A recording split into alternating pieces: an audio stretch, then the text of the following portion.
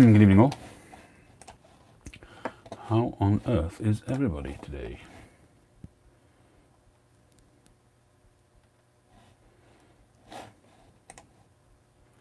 Big and burly says matches.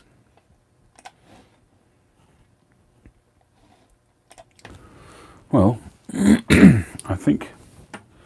Hi John. I think in honour... Sorry for keeping you all waiting, by the way. I completely forgot that we had a kind of a family do this evening. Part of wedding celebrations for my nephew. And I wasn't able to go to that wedding, as you know.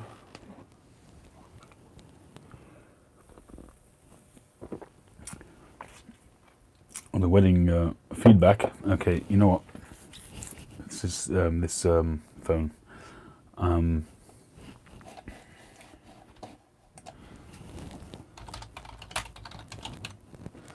If you can hear this, please everybody just tune out. I'm going to restart with my other phone. So I'm going to stop this one. Please do join me back. Do apologize. It works now? Okay, if it starts again, not fixed. Oh, hold on, sorry, I've just realised why. Sorry.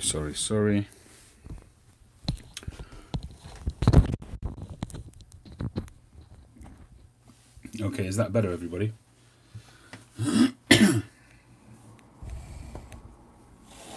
Is the sound okay now? Do I sound okay? Crystal clear? 1, 2, 3. Roger Roz. Okay. Okay, I just realised I had my collar fiddling, interfering with my microphone. It is a bit more distant because I haven't got it on me now. I've just got it clipped to the phone. Give me half a tick and I will sort it out for you.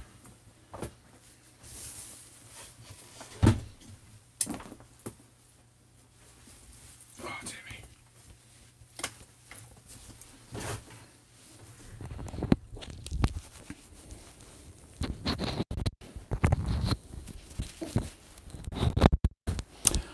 Okay, I hope that's okay. Is that better? Is that a little bit nearer? Quaker, there's no accounting for what goes on in your head. He said, tongue firmly in cheek. And thank you for your video, Hector, by the way. Much appreciated.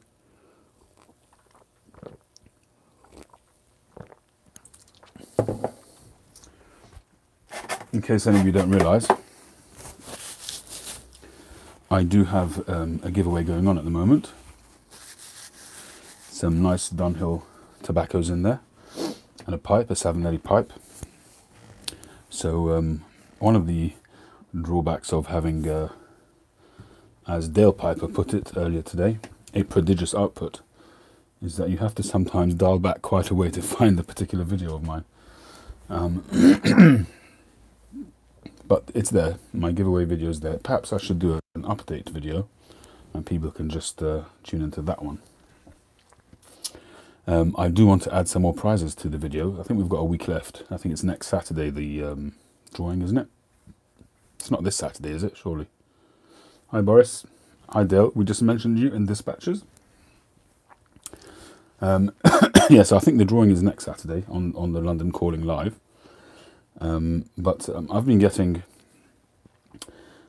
copious amounts of tobacco from Danny Shaw.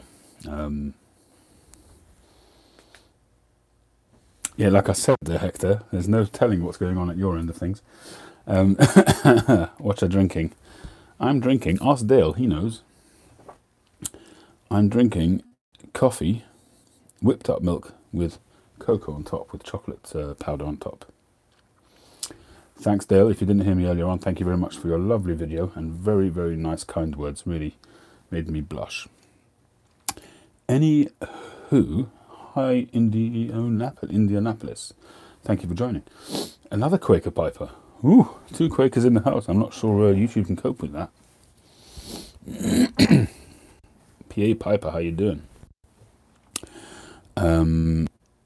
Okay, first off, we need to decide. I keep getting distracted, so I was in the middle of telling you. So the wedding I was supposed to go to of my nephew, which was up in Newcastle, and I couldn't go because I was working at a wedding myself, and work is work.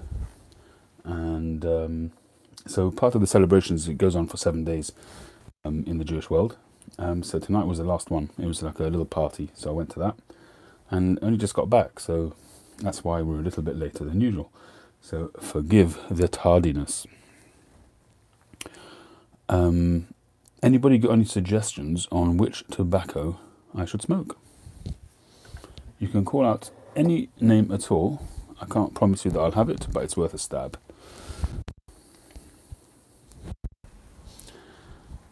Hey Kevin, how you doing? How's Marsha? Thank you for joining. Captain Black. I do have a tin of Captain Black, actually. I don't think I've ever smoked any Captain Black. Dark Twist, I could do. Smoked that earlier. Shortcut to Mushrooms, I could do. I could do Northwoods. Paladin, I've not heard of. Maltese Falcon, I'm not sure if I've got that one. Erinmore I've got. I've got an aged jar of Erinmore.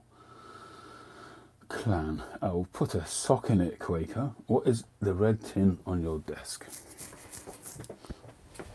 Oriental Dreams. Actually, that's not a bad idea. That's not a bad call, Tim. This is chair 16. Smoking Grandpa Bones. Good evening, Jerry. How are you doing? Thanks for joining. Paladin is a black cherry tobacco. Okay. I'm enjoying the Dark Twist you sent me. Very smooth. Pleasure is mine. I'm glad you're enjoying it. Mature Virginia. Another good call. I'm really very excited because Mike Blocker is sending me a couple of pouches, I think 3 pouches of Mature Virginia, and I've got to cook up a little return fire for him. Mitch, everything is well, thank you very much for asking. Plum Pudding, another good call. Oh, he's there, right on cue. Gamecock Piper, evening Simon. Thank you very much, Mike. Northeast Piper, how you doing? Did that somebody say hi, Tree? Tree's in the house, Josh is in the house, Jim's in the house. Suffolk Piper, 2EOSJA Andy. I'll call you Andy. How you doing? Okay. I think I'm going for some Erinmore. Does that make me boring?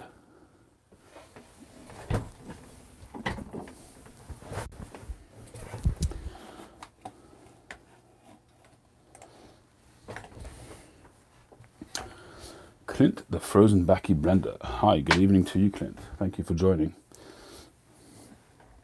I think I must be one of the only people who haven't tried your tobacco yet, so one day I'd like to try your tobacco. I'm really intrigued by it. This Erinmore, again, was from Danny. I do have some of the later stuff. I think this is, I don't know for sure, but from the tin, I was estimating around 2008. So I've written on the jar there, probably 2008, but I'm not sure. Silver Flake, I could do that as well, but I'm not a huge fan, I must be honest. And because Matches said earlier on big and burly, I was thinking of no, not this one. This is the mystery blend, which turned out to be McClelland's 2015. I've got a jar here somewhere. Here we are. Some Granny Prance. No chance in the world. This is McBaron's Burley, London blend from the 70s. Smoked it, and I was hoping for better things, but it wasn't bad. It's got a lovely aroma, I must say that. I did get some of the chocolatey sort of notes, which is promised from quality Burleys. Hi, Margin Piper. But I think I'm going to start off with Erinmore just simply to ease me in. I haven't had a pipe now for a good 3 hours or so. The one that I did have was Dark Twist. So we'll start with Erinmore. McBaron Navy Flake. Actually, I don't think I've got that one. I've got some McClelland Navy Flake. Good evening, Art. Welcome.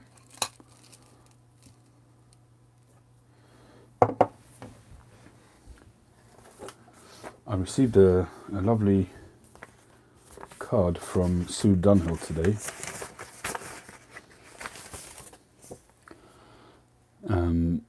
With copies of the chapter that I'm supposed to be reading for Danny Shaw from the book The Pipe. But it turns out, I'm just going to clean you guys, so just don't get shocked. I think there's a bit of fuzz on the lens. There we go.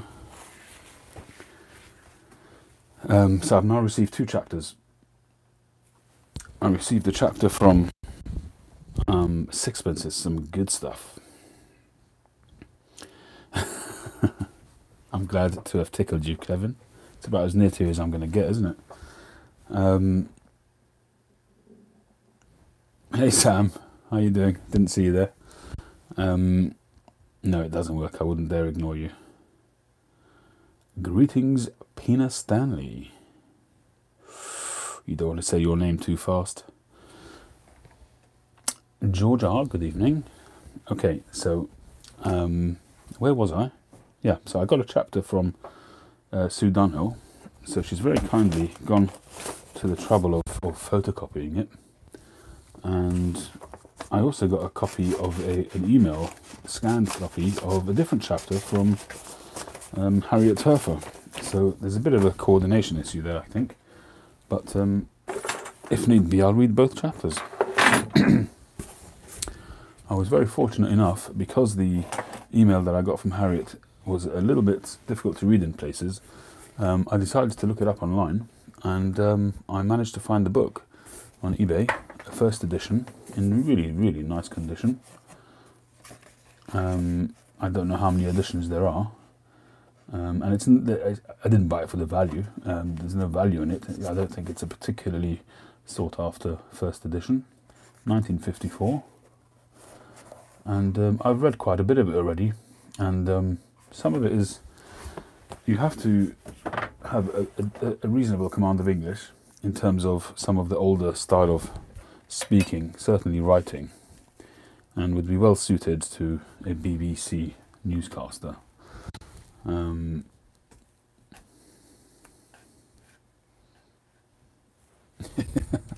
Very good, Curmudgeon Piper, absolutely. I think you're absolutely right. Somebody needs to take a shotgun to that freezer, never mind anything else. You know, just out of generosity to put it out of its misery. Can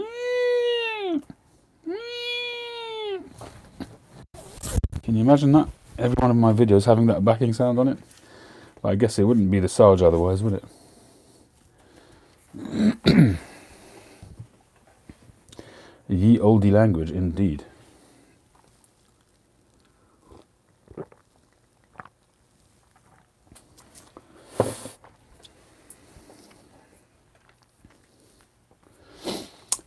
It's not a new ashtray. Well, it is for me to some extent.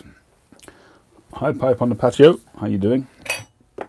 I won this in a raffle at the Pipe Club of London 2 months ago, but I left before they did the raffle, because I had an open evening for my daughter in school. So they kept it for me and gave it to me this time. But what did happen is, somehow or other, I seem to have mislaid, and it's probably just me, put it down somewhere and I just don't remember where, but I've mislaid my Pipe Club of London 2019, the Armelini pipe, and I can't for the life of me find it. And I was kind of getting this niggly feeling that I might have left it. I might have left it at the club at the time. So I don't know. If it's gone, it's gone. If it's here, I'll find it one day. Hopefully. All right, let's pick a pipe. A pipe. Let's pick a pipe.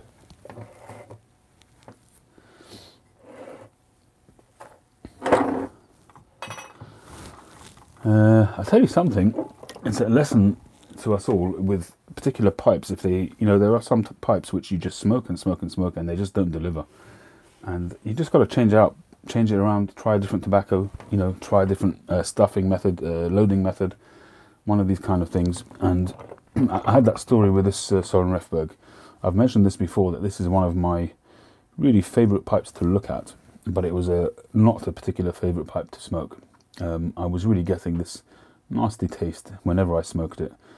nasty is too strong a word, but it just wouldn't bend to my will. And whatever I did in it, you know, I tried the old smoke it continuously for a week or two. I can't say that I did it for 2 weeks, but I certainly smoked it continuously for a fair amount of time. And it just wouldn't work. I've changed the use of this pipe. I've gone over to Latakia blends in it. Perfect. It's spot on. I'm more than happy with it, and I'm delighted to be able to still smoke this pipe because I wasn't smoking it at all. Yeah, the banding really pops in it. It looks like a boxwood or something like that. Yeah, it just works. I just like the shape. The shape on it for me, it's so Danish. It's just, you know, immediately when you look at it, it's just a Danish looking pipe. And I just love it. Getting reacquainted with pipes is just a really lovely thing. I had that with this Boswell. This was one of my first Boswells, a bent apple, which I smoked northwards in almost exclusively, and moved over to filters, as you all know, and stopped smoking it. And, you know, I really came close to putting it on one of my sales, but didn't, thankfully.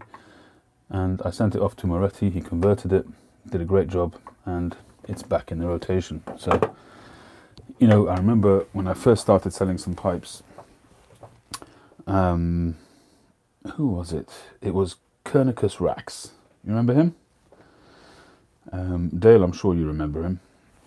He hasn't done a video in a while. He comes and pops in like once every 6 months or something these days. And I remember the first time I did a sale, he said to me, "Simon, don't do this. You'll regret it. Don't sell your pipes. You'll regret it. You'll come a day that you'll rue the fact that you put pipes up for sale."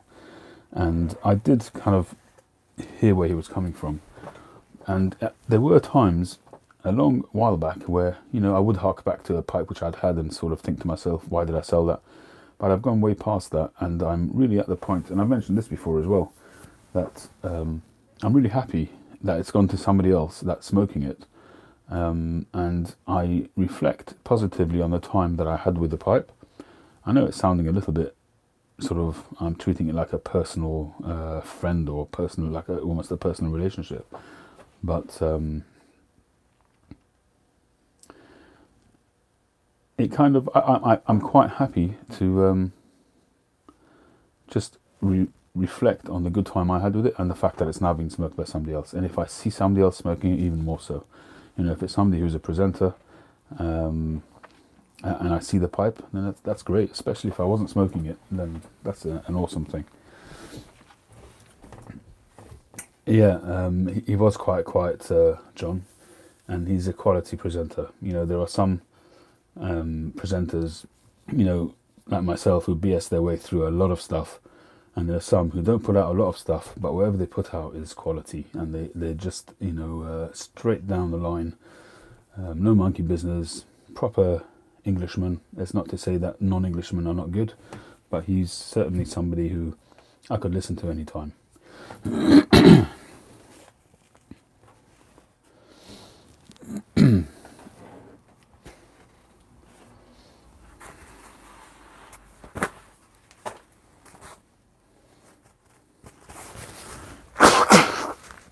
Excuse me, please. There was one particular pipe, when you talk about a bond of the pipe, which I've said this before as well, I often repeat myself, so forgive me, I'm getting a bit senile. But, well, not senile, because otherwise I wouldn't remember that I've repeated myself. But my Soren Refberg, the little apply billiardy kind of thing, it's a Lovat with a little beautiful jade green band. It's a little snippet of a pipe. It's tiny, lightweight, but unfortunately not filtered, and there's no chance in hell of thank you CP, of converting it. And it's a pipe that I just can't let go. And it's one of the reasons why I've gone through the process of trying to find other means of filtration. And for a long while, this is the pipe I'm talking about, Soren Refberg pipe, typical of his output a couple of years ago.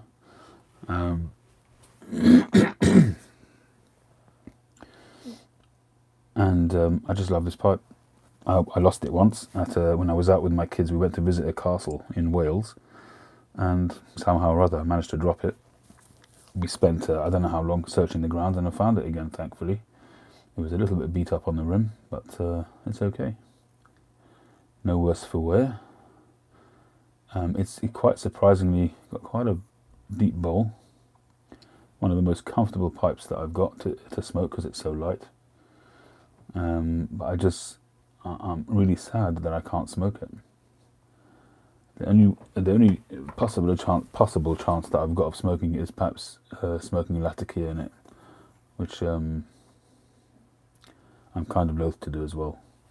This was probably the third pipe I ever bought, and it was such a fantastic moment for me when I got this pipe. I'm a religious viewer of the Danish Pipe Shop's website, and they used to update with Søren Refberg pipes, I would say roughly every 3 to 4 weeks. Well, the bowl itself is not particularly wide, but it is deep. It's wide in comparison to the rest of the pipe, but it's probably just an 18 or 20 mil standard, pretty standard diameter, I would say.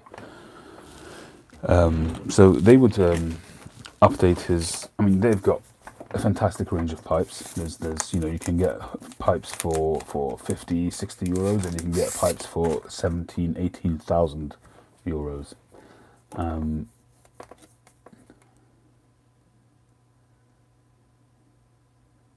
It's about 18 mil, 18.5 mil. So, I mean, that would be a nice Virginia smoker, which is what I originally wanted it for. And I think I smoked in the end.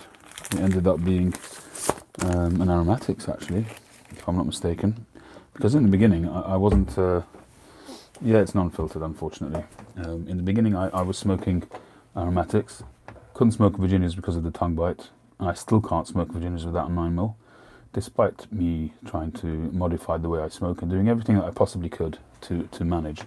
But I seem to be super sensitive to tongue bite.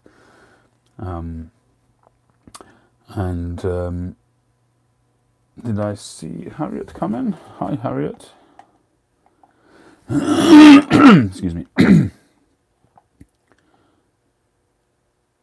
Yes, hi Harriet, good evening, thank you for your video, much appreciated. So I used to go on their website religiously, I still do. I would say that I probably hit up their website at least once a day. That might sound a little bit crazy, but that's just me. I don't really buy from them as often as I did. The last purchase I bought from them was a Vulcan pipe, which sadly I had to return for them for a technical reason, and they were very good about it and refunded me. But that was the last pipe I bought.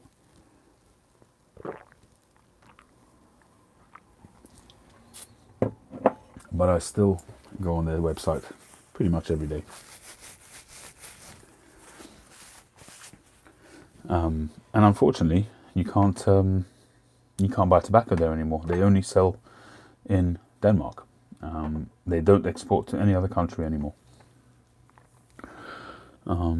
Yeah, so this pipe here, I would love to be able to smoke it again. Great pipe. I can still taste the a really sweet flavour in there. It might have been Blood Red Moon or something like that, but no. Whatever it is, it tastes great.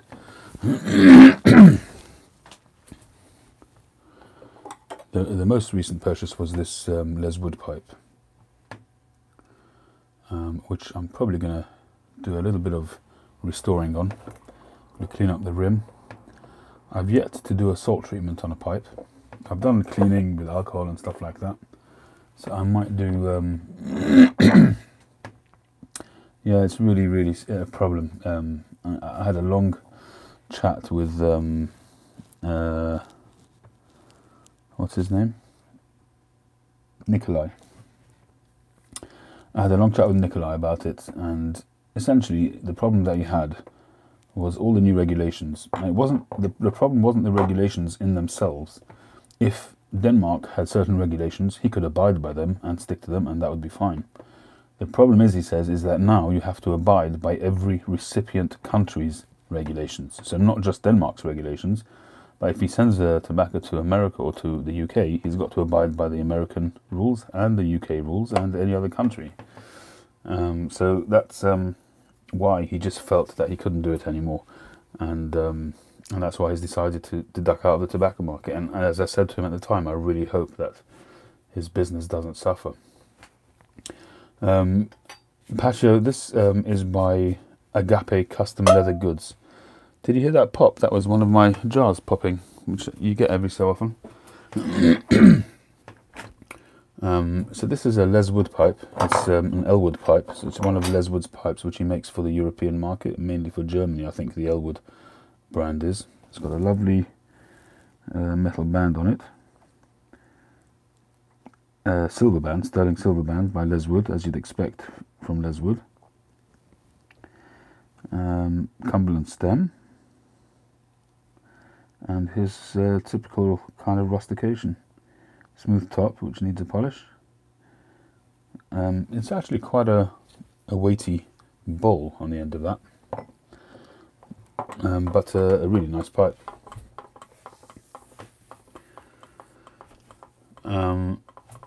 Agape, this I bought off him when he first started, and you can see it's kind of rough and ready, but it's fantastic because it's so flexible.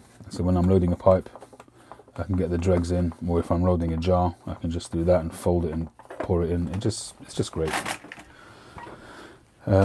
Yeah, so let's just get something moving on the pipe front.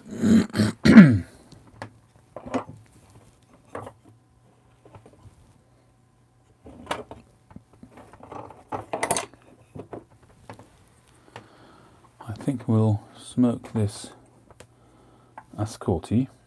This particular one, generally speaking, I use for the red packets. Amphora Red. Good evening, Gustavo.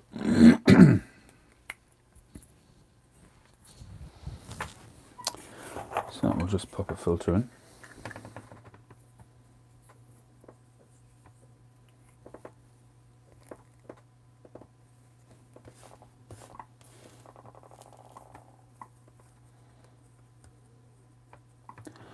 Actually, somebody did mention to me recently about showing how I load my bowl, and it really depends on the tobacco and the pipe. But for the most part, when I've got a ribbon cut, or if I've got a rubbed out tobacco, I've since found out that it's called the Frank method, which I didn't know before. This was a method which I just which evolved as I smoked a pipe over the years. But I now discovered that it's called the Frank method, or similar to it. I think there's another name as well. But essentially, what I like to do is to create a bit of a gap at the bottom of the bowl. So number one, that avoids blocking up the draft hole, and it also allows for easy pushing down of the tobacco as you get down without it becoming clogged. Good air movement, and for me, because I generally don't smoke more than half a bowl at a time, it just is logical, it makes sense. So what I do is I clump the tobacco together as best as I can, so that when I release it, it expands like that. So I'll grab a clump, load it fairly quickly into the pipe, sort of you get used to the motion of sort of twisting your fingers so it all goes in pretty much together. And what it does is it grips the walls. As it expands, it grips the walls, leaving a gap at the bottom of the bowl. A good thing, that a byproduct of this is, for instance, if you're outdoors in a windy situation, or if it's raining, you could smoke your pipe upside down without any trouble at all, or sideways, or however you want to smoke it to avoid the rain getting into your bowl. You don't see people doing that too often, but it's certainly possible.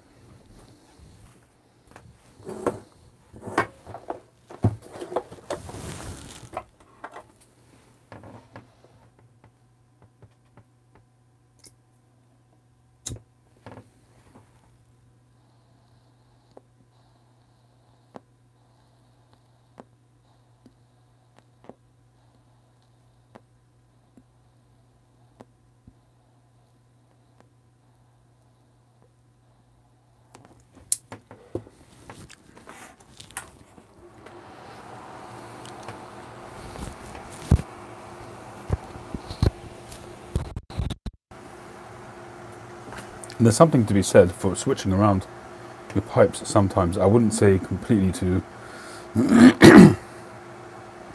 I wouldn't say to completely change to switch genres in your pipes, but sometimes if I've got an aromatic pipe, it's nice to put a different tobacco into it and just enjoy the aromatic flavour that it gives. So sometimes this particular pipe, I use it for a full aroma, which has got a certain amount of aromatics. And then you smoke a Virginia in it or something like that. It's just nice to get the additional flavour which you wouldn't normally get which you get through the legacy flavours in the pipe, or ghosting if you want to call it.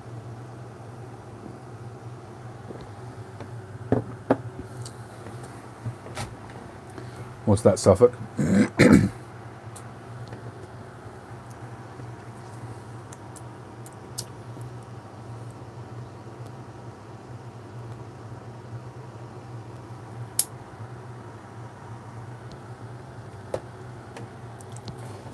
This Maraman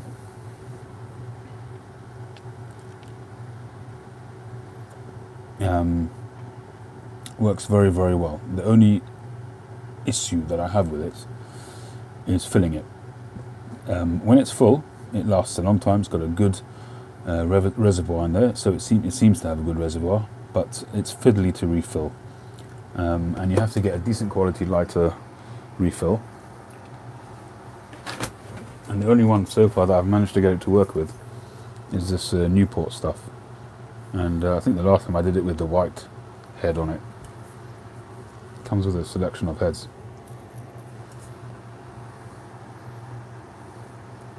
Cheers, Patio. Thanks for joining.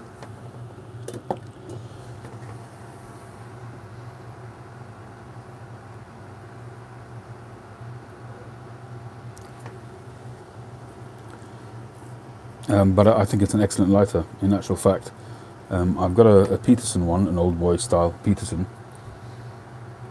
I'm on my third one, and I haven't used it. I've kept it brand new because so far the top plate screw just doesn't seem to be man enough for continuous use. And they just loosen up, and no matter what you do to tighten them, they just seem to come loose again straight away.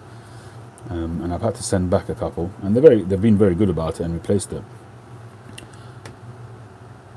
I was very lucky. I had two of them. I sold one. I got them in almost mint condition from the Israti sale.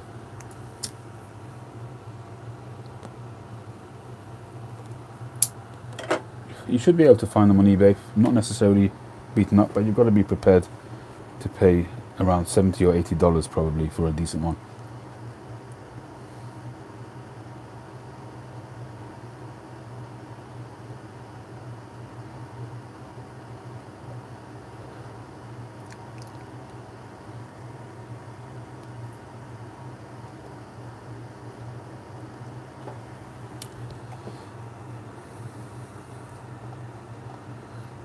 Suffolk, what were you referring to when you said that it's cleared something up for you that's been bugging you for years?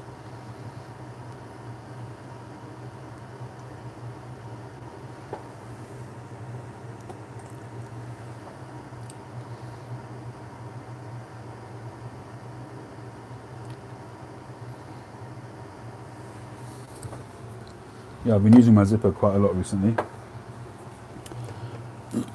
I've been using the one that well, it's not a natural Zippo, this is some other make, but my kids bought it for me for my birthday a year or two ago. And it's been sitting in my drawer because I didn't want to ruin it, because it's a sentimental sort of meaning to me, but I decided that what's the point of just it sitting in the drawer doing nothing? I'd rather it gets used, and it shows that it's had some use and love, and it's kind of acknowledging the present that I got more by being used than by sitting in the drawer.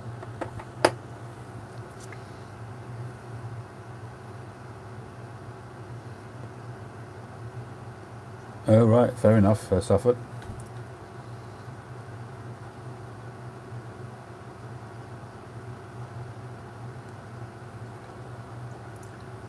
Pipe Puffer UK, good evening, good morning.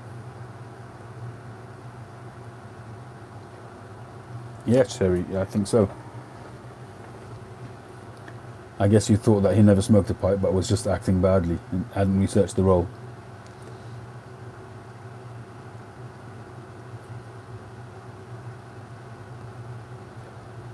Oh, nice, Jeff. Thanks for joining. I have had a silver spigot fishtail.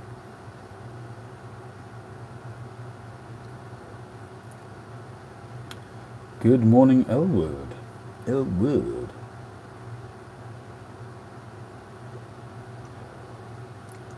Harriet, I don't know if you caught it earlier on. I got a chapter from Sue Dunhill in the Post today. A different chapter to yours, so I guess I'll end up having to read them both. I don't mind, it's fine.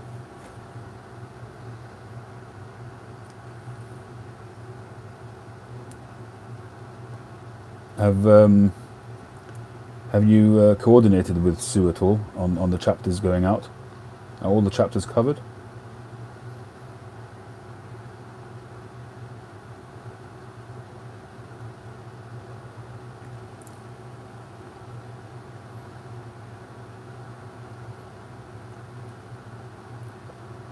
It would be nice to get all the chapters covered if possible.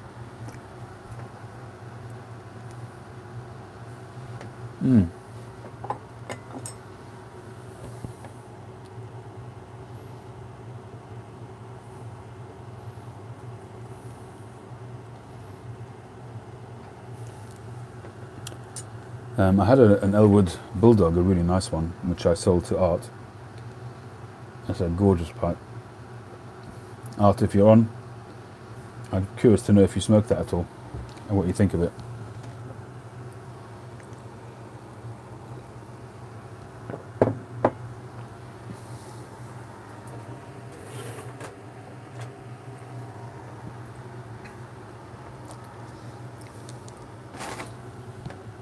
I have this Fern Down, authored by Les Wood, which he made to commemorate the millennium.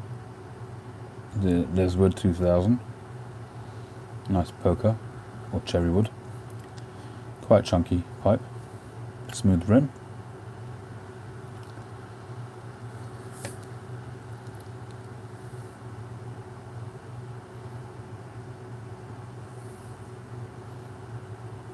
And I haven't actually smoked this one yet. This one is not it's not filtered,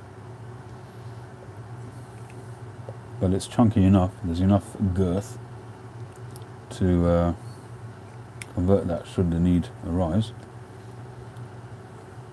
But if I'm honest, I think this one's going to end up being sold.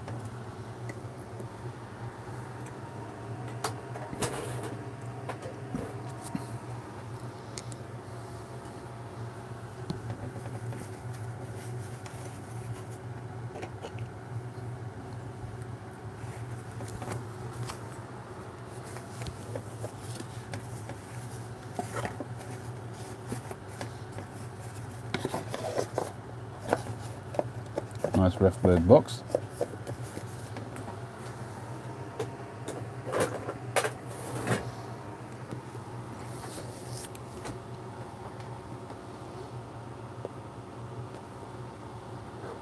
So while I'm on, I'll just remind you, I did mention it earlier on, but there's more people on now. I do have a giveaway going on at the moment. If you have a look back at my videos from a couple of weeks back,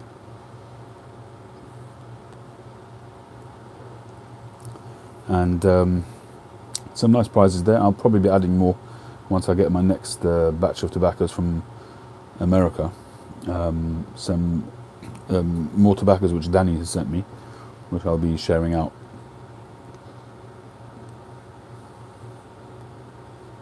So I'll add some of those to the giveaway as well.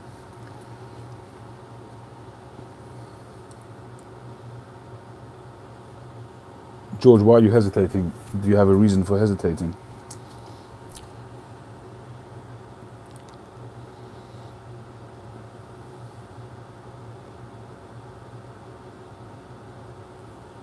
ICW? You'd like to see the desk jacket of your book. Not with you.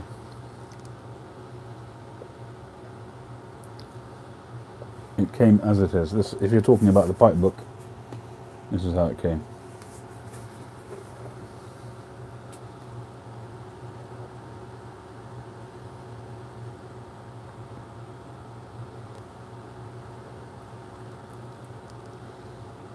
Oh, that's good, Meeks. I was trying to find your channel earlier on when you sent me the IG message, but I couldn't find your channel.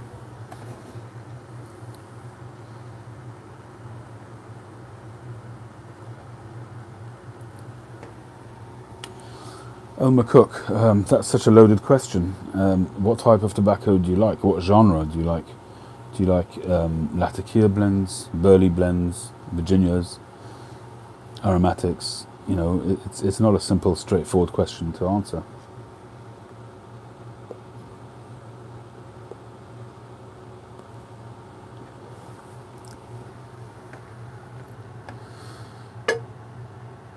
I might have to move this pipe over to something else. It smokes so well.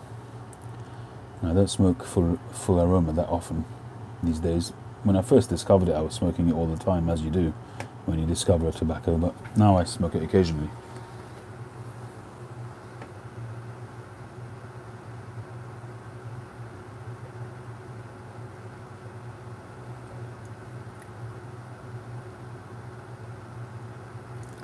Well, George, I suppose that will depend on how you prepare your tobacco. If you rub your tobacco out, it doesn't really matter what you're smoking. If it's broken flakes, shouldn't really make a difference. If you fold and stuff flakes, the tankards, I would have thought would be fine. I think they're quite narrow. The ones that I've had one before.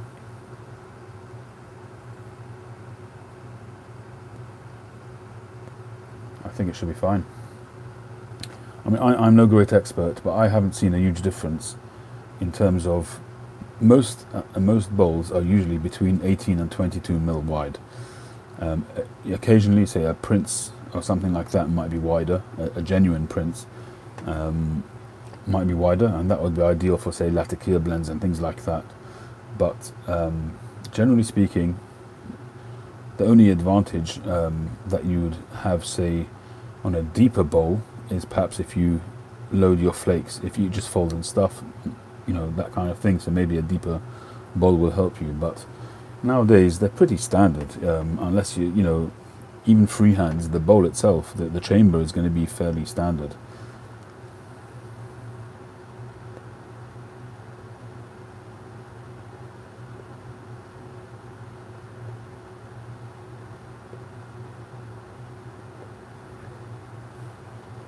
Nice one, Ken. I haven't smoked Margate for a while.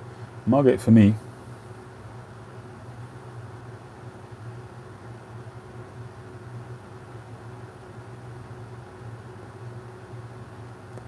well, Briar Boy is more expert than me, so listen to him. Good night, Suffolk. Margate for me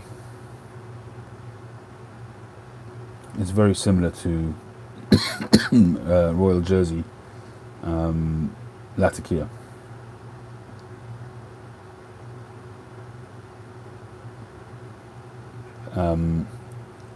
And I used to find that the Royal Jersey would give me heartburn. I don't know why. It seems to have an extremely fermented Latakia in there, more so than some of, say, Special Latakia Flake or Penzance or some of the other blends. And for some reason I get a heartburn from it. I find it extremely fermented, almost like fermented milk. And I don't know if it's psychological or psychosomatic that it actually triggers that kind of sensation, but that's what I get. And Margate for me is quite similar. I wouldn't be surprised if it was the same thing, or at least a very close sister of that blend.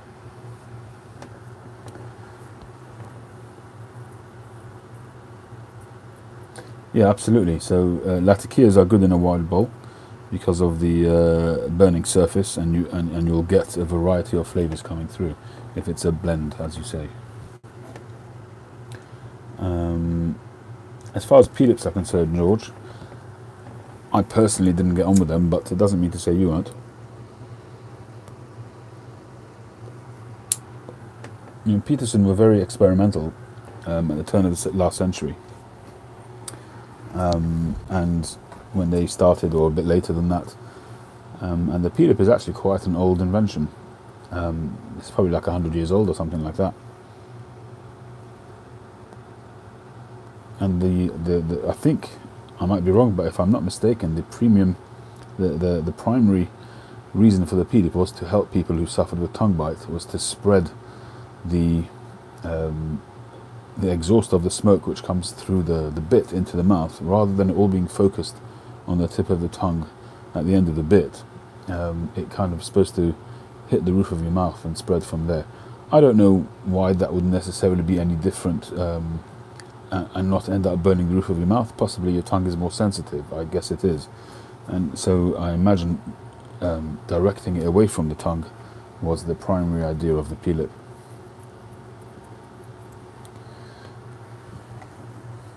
But some people see no difference. Some people use a P-lip and fishtails. Good night, Tim. Thanks for joining.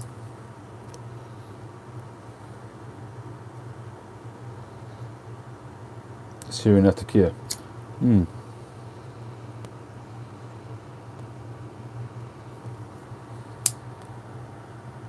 Syrian Latakia is very nice.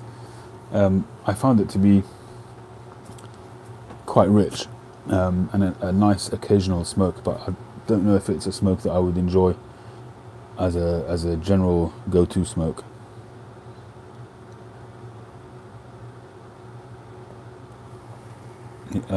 Have you guys lost the feed?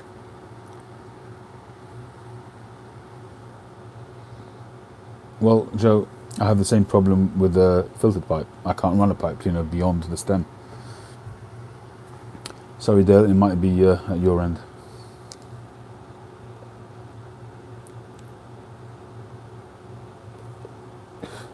Fair enough, Elwood. Where are we? Sorry, just dialing back a little bit. Yeah, Syrian Latakia. The Latakia in there is lovely. It is very nice. And there was a time when I thought I understood the difference between Syrian Latakia and Cyprian Latakia in terms of the flavours, and I learnt that I was wrong. I don't understand the difference. I thought it was that it had a much more searing, purer, sharper, sweeter flavour, more refined, let's say. But I've smoked plenty blends with Cyprian Latakia and they're absolutely divine. Plum pudding I don't think has got Syrian Latakia in it, and it's fantastic. Special Latakia flake, all of the esotericas, as far as I know, are not Syrian.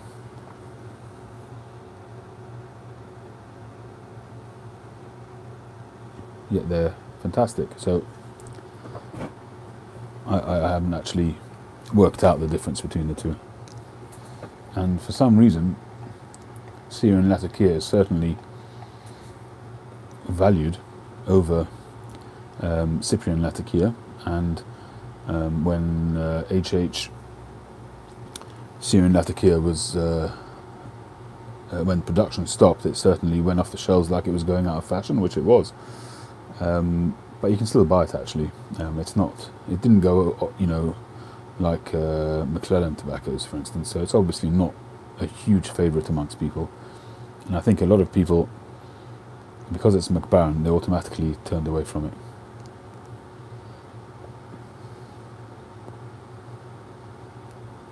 Yeah, good stuff, Harriet. So have I. Thankfully, managed to stash away a few tins. I got an older tin in my box from Danny, I think.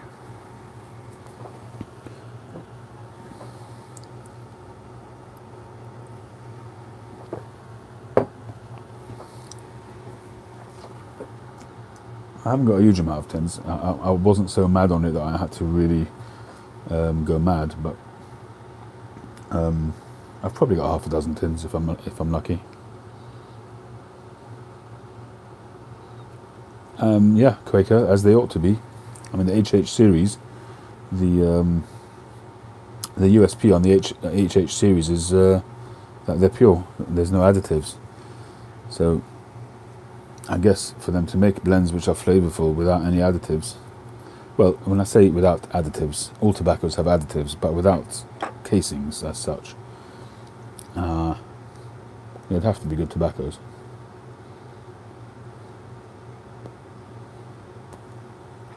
But there are some exceptions. Dark Twist for me is not an HH, but it's a great tobacco. I really, really enjoy it. That was an HH. Mature Virginia was an HH. But you can't get that anymore. Ain't there no more.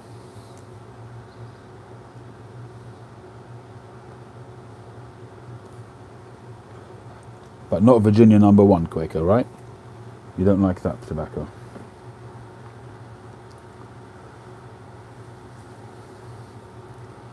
Feel free to send it on to somebody. I won't feel bad.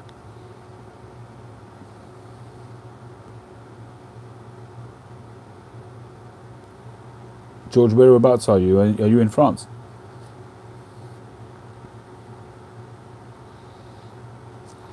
I don't think I have tried plum cake. I'm trying to remember if I have an old pouch. I managed to get on eBay a few old McBaron pouches a while back.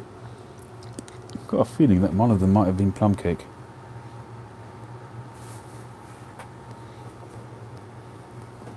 The Old Dark Fired. I have sort of been tempted to get some of the those ones, but I don't know if it's supposed to be quite a strong blend, isn't it?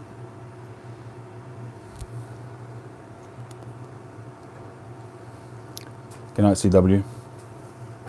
I really would like to get some more tins of the Mature Virginia. The one tin I have is almost done now, and Mike's sending me some pouches, but pouches usually are not the same. When I say usually, that's not a fair statement, but often not the same.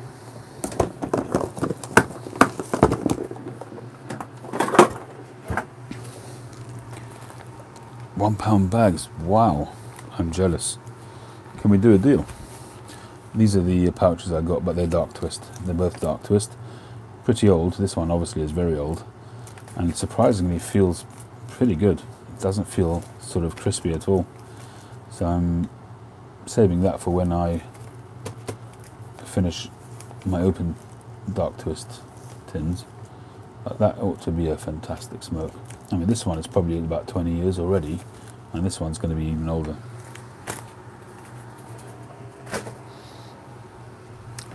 Humescent, yeah, absolutely, Kevin.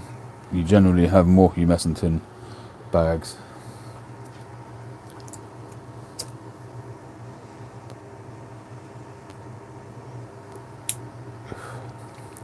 Don't suppose you'd sell me a bag, Briar Boy, would you?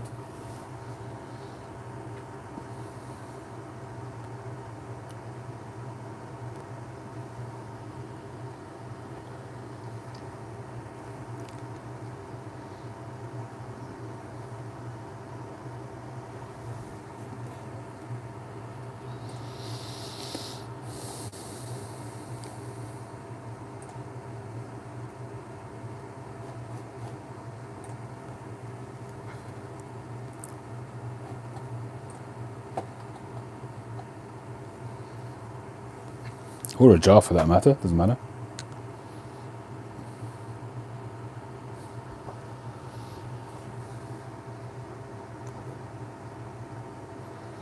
I'm really hopeful that they do, Mike. I'm looking forward to getting them. Thank you very, very much.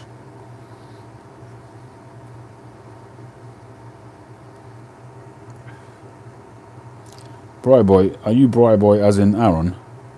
Or a different Briar Boy?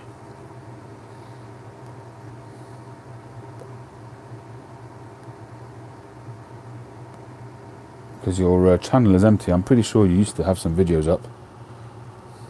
A long time ago. The one and only. How come no videos on your channel? Didn't you used to have some?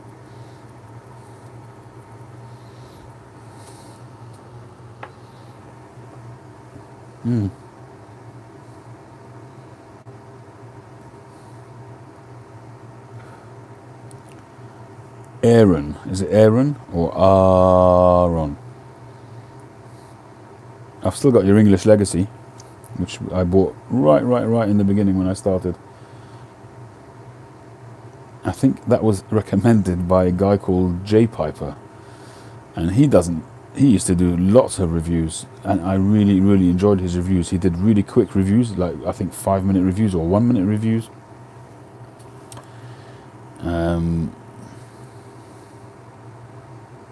I really miss his channel. I used to really enjoy his channel.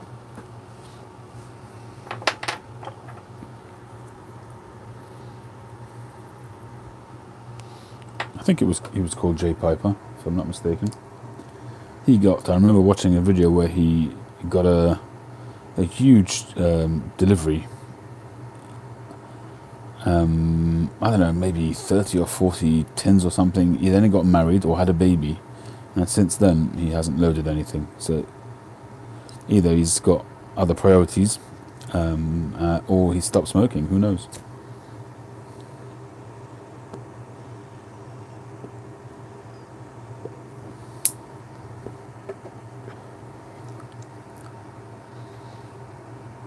I mean, that's how I heard about you. It was from Jay Piper, and he waxed lyrical about your blend. And to be honest, when I got it and smoked it, I found it too heavy for me in those days. I haven't smoked it since then, to be honest. I should really give it another go.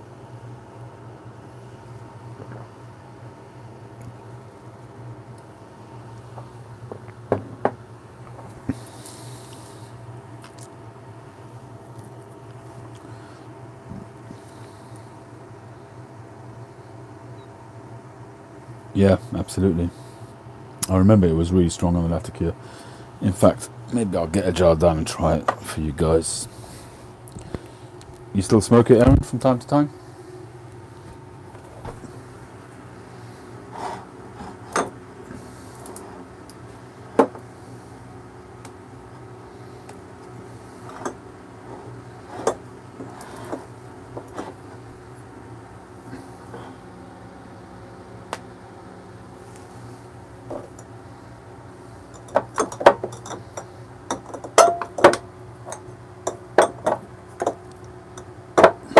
Can't actually see where it is.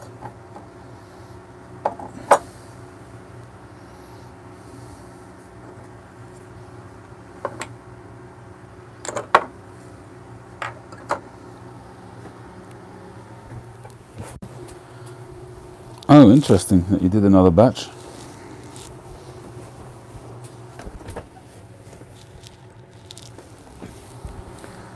Hang on, I just got to creep under my desk. I think it's under there. Got jars everywhere in this room.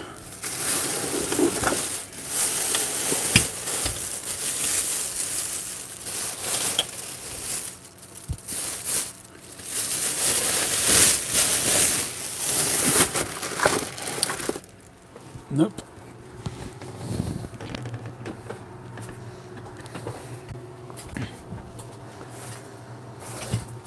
Well, in terms of my pipes, this one you've all seen.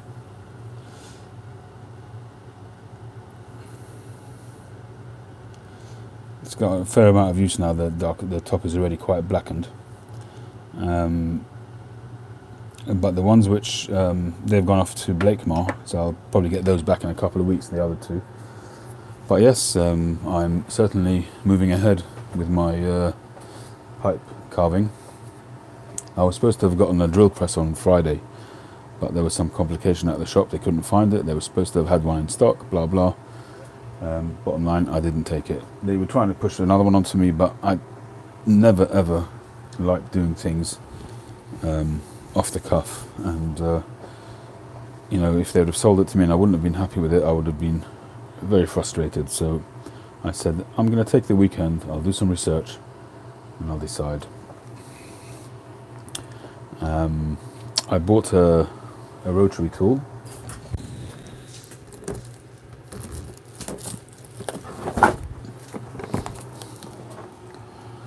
I bought this rotary tool. This is a 40-piece kit. It's got the rotary tool, it's got the extension, it's got a stand, it's the whole shebang.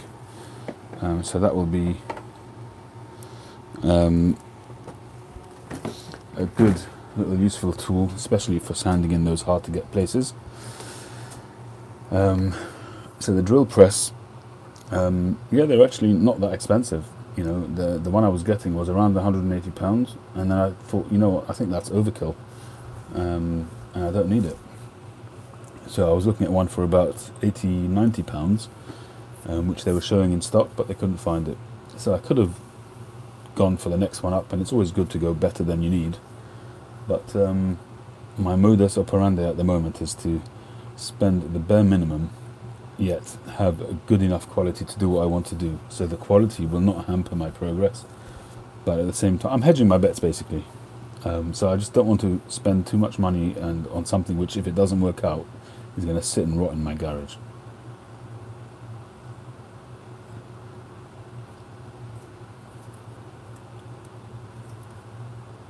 That's very nice of you.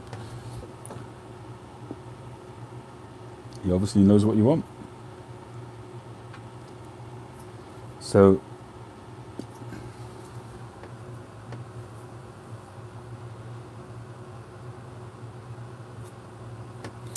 yeah, and it's interesting that you say that, Briar Boy, because over the weekend so far, my mind has been kind of moving in that direction, and I was thinking to myself that it's kind of fate that I didn't get that drill press, because the drill press is actually quite limiting. All I can do on that is use a hole saw. I can cut a round bowl and a round stem. That's pretty much it. Obviously I can put attachments on there to use it for other things, but in terms of turning a bowl, that's all I can do. So when it comes to trying to shape a bowl, perhaps doing a tapered top for a bulldog or for a Rhodesian or anything like that, I can't do that. And trying to match up a stem with a shank, that kind of thing, impossible. So yeah, I, as I've said, I just find the lathe a little bit intimidating because I know absolutely zilch about it, nothing other than what I watch online. I don't know how to set it up. There's a dearth of tools here available in the UK. You can get them in the US, I know. But yeah, I could end up doing that. I think I'd probably, if I do get a lathe, of course you can drill with a lathe, absolutely. If I do get a lathe, I will probably go for around the 300 mark. I'm not a believer in getting the cheapest. I don't want to get the most expensive, but I want to get something which will very easily do the job that it's supposed to do. Something which is, for instance, one of the reasons why I was kind of hesitating to get that 80-pound drill press was that the motor, although it should be absolutely fine for drilling a piece of wood, I mean that's all it's going to do, I'm not going to use it for anything more than that, but I was just worried that it might be using its full potential in order to do that, which means that wear and tear will be sped up. Whereas if you get a motor which is greater than what you need, the wear and tear it's going to basically do it with aplomb. It's going to have no problem doing it, and therefore it's going to last longer. That's my theory anyway. Okay, Aaron, I appreciate that. May well take you up on that. So I probably wouldn't get a lathe at £200 is pretty cheap, I think, because a lathe is a fair bit of kit, and if you're getting it for £200, it's probably got some compromises. But the semi-decent ones that start here in the UK start at around the 300, 350 mark. So that, again, that was kind of a decision that I had to make as to whether it's a good investment to really jump in at that kind of level. Whilst it's not a lot of money for a lathe, it's a lot of money. It's a lot of money. So that was really the issue. I did buy a decent ceramic fan heater for the garage because the heating I've got in there is useless. So I want to be able to feel happy out there, because sometimes I found that I just sped things up because I was too cold or just not comfortable. So that was important. Good night, Ken, thanks for joining.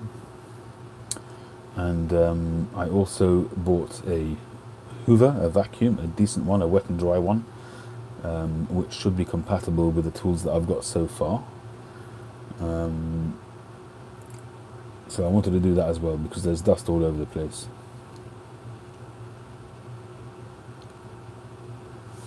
Well, if you want to send me the one that you've got at work, pipes and pictures, I'll gratefully accept it. But I don't have £4,000 to spend on a lathe, unfortunately.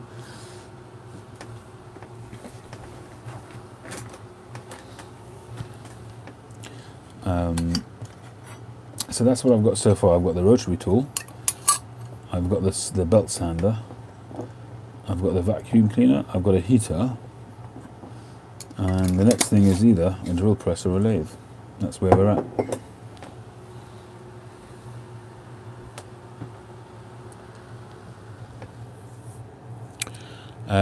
Kevin, I have shown some of the work that I've done. There's a video on there of me making this pipe, quite an extensive video. What I really want to do is to do a proper workbench for my tools. At the moment I'm just using a table that's in my garage, but I don't want to use that table because that table is used for other things. So I'm probably going to construct a workbench on one side of the room, and just secure each of the tools on there. But the lathe is the only issue, because the lathe takes up a fair bit of room. So I might keep the lathe in its own little corner and perhaps construct a little sort of housing for it, so that the bits, even if I'm using extraction, bits go flying everywhere when you're using a lathe. So that's something I might still do, is create a little hutch, if you like, for the lathe, just to keep things sort of concentrated in one area. And at some point in the future, once things take off, if they do take off, I'd also like to get a small sandblaster, because I think I would rather do sandblasting. I love sandblasted pipes. I love smooth pipes as well, but I just like, I find it so organic, and I just love them. They just do something for me. A good sandblast just does something for me.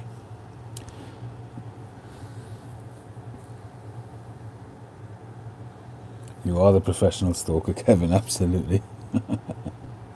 Somebody else mentioned you. I think it was Pipe Art, Steph, what's she called? Pipe Smoking Artist or something. She did a shout out for people for 2018. A really awesome video. And she mentioned you there. Is space an issue? Space, to some extent, is an issue, yes. Because the garage is used. It's not an empty garage. We've got my house is not that big, so a lot of stuff gets moved around, and that's kind of an expansion for the house, for any stuff that we haven't got room for in the house. So, and we have a big freezer out there as well, although it's not a Weiner like Sarge's, but we have a big freezer out there, a chest freezer. And I've got some storage racks which I built, I don't know, maybe 15 years ago, that kind of thing. Working outside, the weather here is not conducive, certainly not in the winter, but even in the summer, you know, it's I wouldn't buy something on that basis, that's for sure, unless I started creating a covered area and all. It's all getting a little bit too involved. You know, workbenches on wheels. That's actually a very good idea. That is actually a good idea, Elwood. Yeah, it is rainy. It's London, you know. Good night, smoking guns.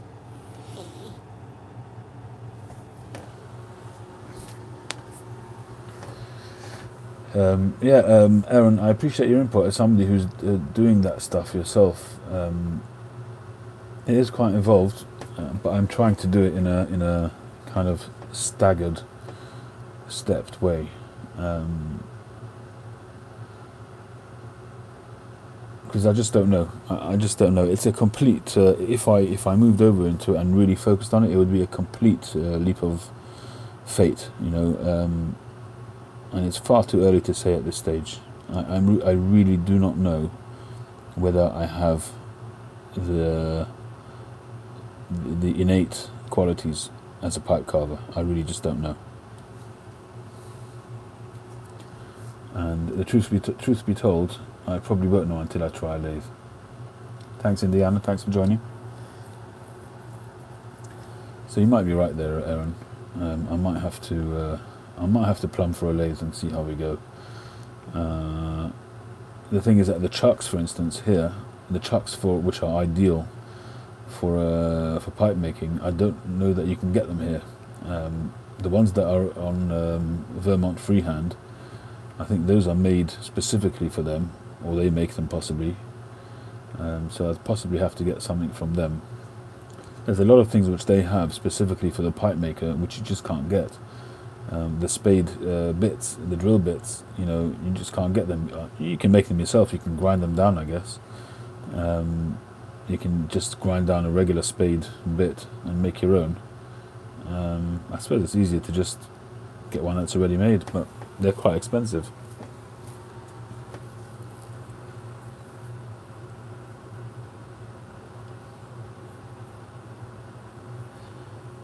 So it may well be that I'll change course a little bit and park the idea of the drill press and move ahead with the lathe possibly.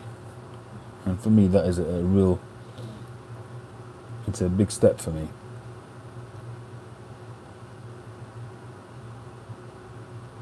You go ahead and dominate, Brian boy, no problem, Aaron. You go ahead and dominate.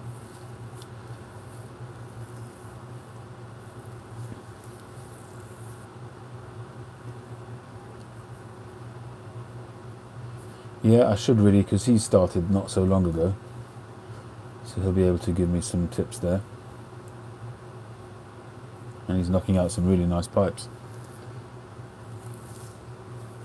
What I really, really, really want to do, I'll tell you what I want, what I really, really want, is I want to go and I want to spend some time with some carvers. That's really what I want to do. The problem is that there's nobody nearby. I've already touched base with Mike Billington at Blakemar, and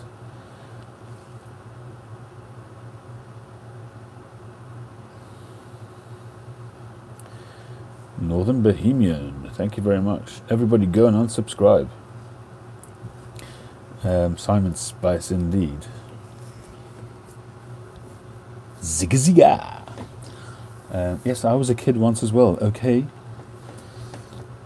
Guys, if you're not subscribed to Northern Bohemian, go ahead and unsubscribe to him, because he's and when you watch this video you'll see what I mean.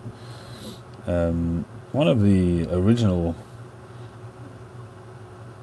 YTPC members doesn't really like what we're doing these days, but nevertheless a fantastic channel to watch. You know, if I could come to the Chicago Pipe Show, I think I'd be in heaven. I really would. One of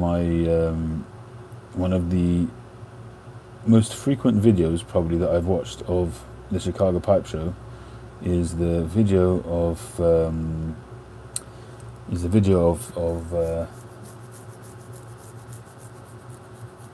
what's his name? Is it Mike from McClellan's? Mike McNeil? Is his name Mike?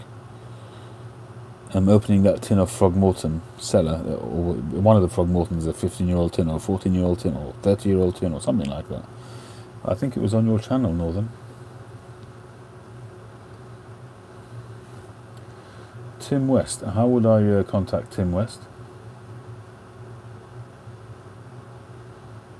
I see in a lot of articles that I read, a lot of people talking about Todd Johnson. Is it Todd Johnson? Is that his name? Who's mentored many, many pipe carvers.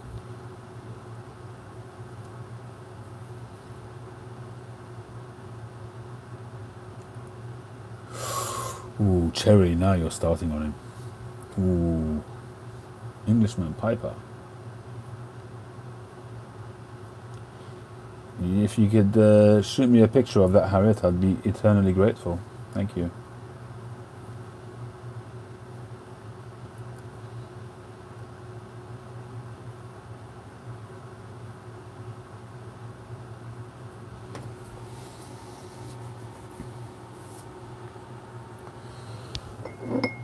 My coffee is done, people.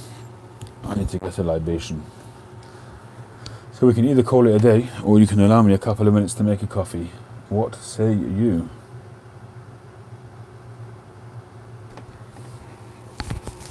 Have you all had enough?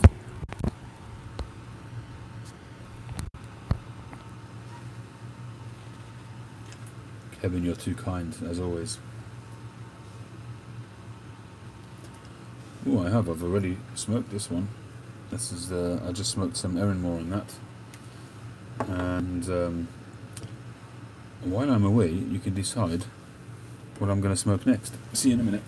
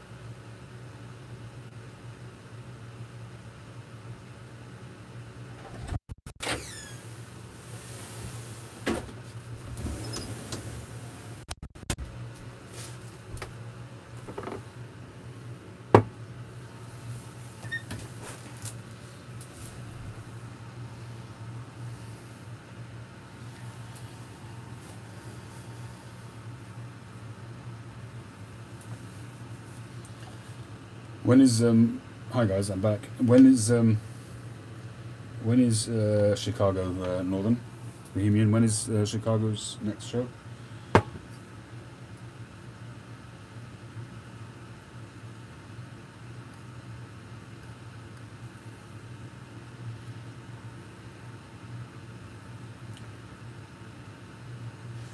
Yeah, I think you know, I think I'm beyond hand files. I don't think I'd have the patience, to be honest, and call me a Philistine, if you will. But I haven't got the patience for hand files. It's for fine tuning, for fine carvings and shaping, yes, but not for starting from a fresh block. I have watched some videos of that, and I haven't got the patience or the stamina for that. I mean, the truth is, I've got a sander, so that's fine. You know, the main shaping can be done with a sander. I was also considering getting a what's his name, saw. What do they call them? A band saw, is it? Because that also is will save time. But it's not essential. I recognise that's not essential at this stage. First weekend of May. It's very, very unlikely that I would be able to go, but it's something that I would absolutely love to do.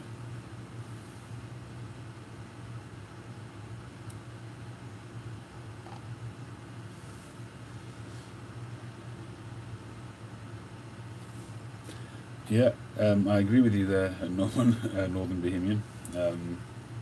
But I do enjoy handiwork. Haven't done as much in recent years, but there was a time when I was pretty handy around the house, did most of the repairs and things like that, but these days I don't really get the chance to do it. But pipe smoking is really, I've spoken about it many times on my channel. It's awakened in me something very meaningful. And I think that moving over to carving pipes, for me personally, is a natural progression. But that doesn't mean that that I've got a natural affinity for it, or that I've got a natural innate skill for it. One doesn't have to have skill innately, but certainly it helps. I think skill can be developed. Obviously you have to have some basic ability, but no, JT Cook, that's one of the, when I was talking about sandblasts before, he's one of the inspirations that I've had in terms of sandblasts. Unbelievable sandblasting on his pipes, and I saw you showing yours today, Northern. A lovely sandblast on that one as well. But it's unlikely that his pipes will stay on there for very long, if at all. He's probably got commissions up to the wazoo, I'd imagine.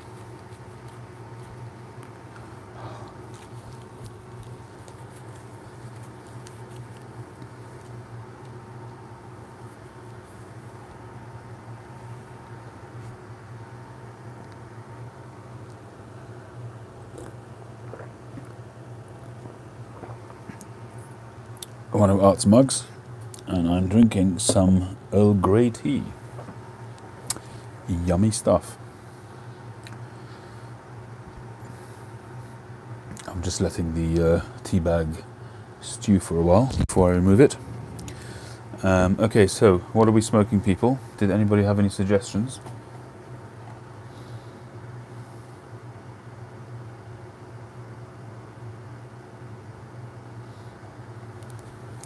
What kind of money do his pipes go for these days, Northern?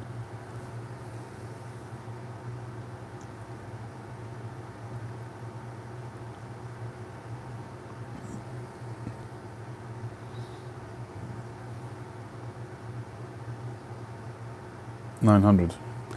Well, compared to some of the ridiculous prices you see, that's not a terrible price given his legendary status, you know. I think that's actually a pretty fair price.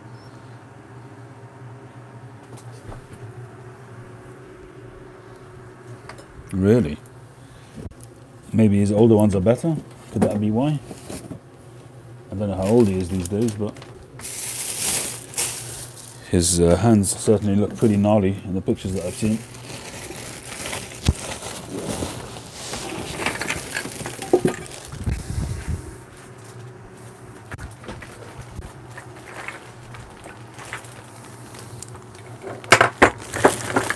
Right, I've just found the bag which I think the English Legacy is in.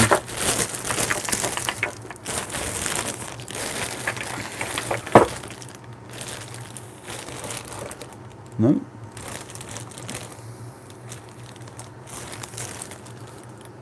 I don't know what I've done with it, you know.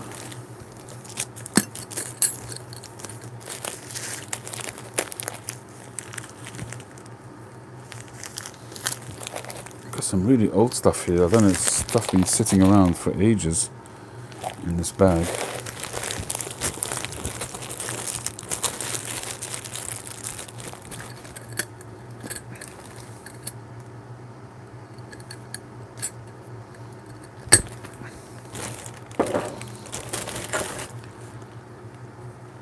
Got some Deception Pass, Seattle Pipe Club.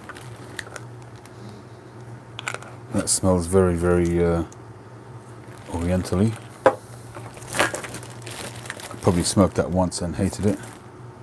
Celtic Talisman. Woo!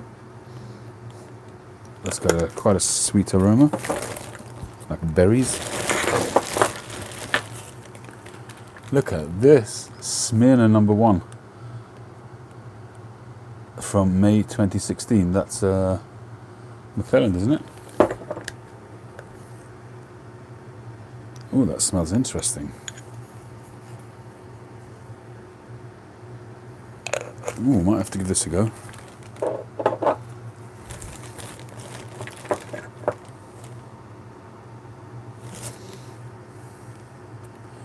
This one had some McClellands, Captain Cool, in that. McClellan Dominion Glory. This is in the days when I tried McClellan blends and hated them and gave them away. What an idiot. Cornell and Deal Mountain Camp. Lunchy 83. Now there's a blast from the past. Anybody heard from him? From Wayne? Boswell Titus. That was named after their dog. That is no longer. Passed away. That's in English, I think. I think I emailed Jim Cook once. I don't think I got a response. I don't know how communicative he is. But I didn't get a response, sadly. I think I sent him an email asking whether he would consider doing a 9mm pipe. Which I don't know if that was considered to be an inappropriate question or not, but I don't think I got a response.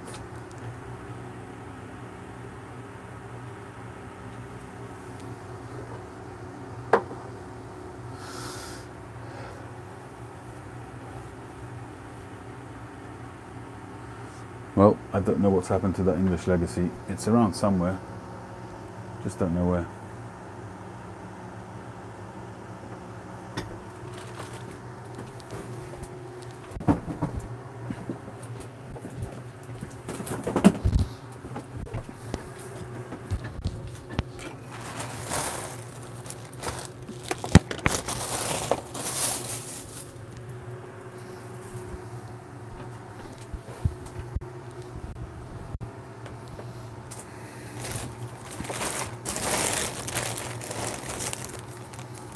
Get some old cult abacus in there. Bit of a waste of a jar, to be honest.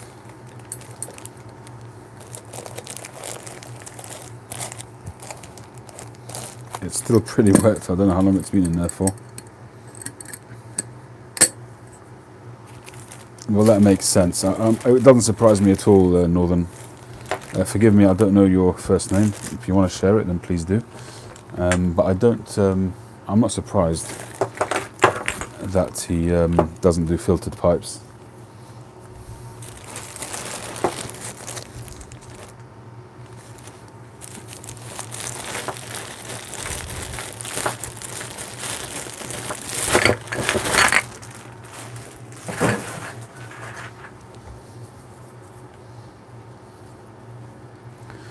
Yeah, you're probably right. My shelving unit at the moment is around 60%. Well, I'll show you. It's about 60% tobacco, or more, 60 to 70% tobacco. These are the open jars. It's your eminence, and those jars are too deep on those shelves. There's some bigger jars down there, and then you got some pipes with some jars in front of them.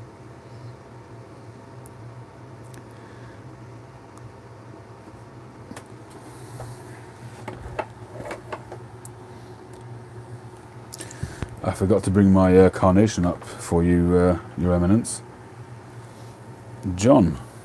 Okay, there's lots of Johns on the YTPC. I thought your name would be Lucius, or Edward, or George. Quite the apothecary. Indeed it is, yes.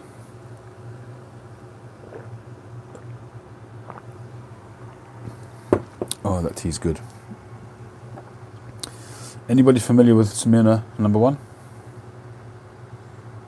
Agamemnon. Phineas Fogg. Mixer 79. Ooh, gives me the shivers. John, have you smoked Smyrna number 1?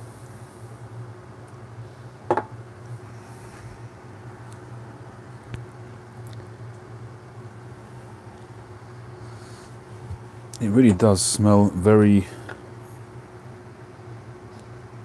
It's got a bit of a vinegary aroma to it.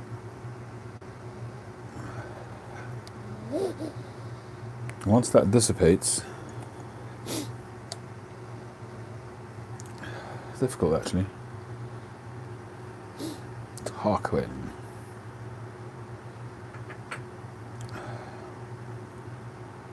This is McClellan's Smyrna #1. That's a Balkan or a Turkish or that kind of thing. It's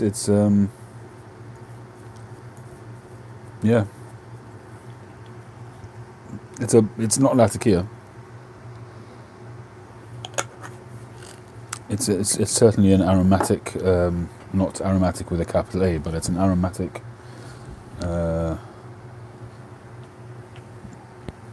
Sort of a pure Balkan, I think.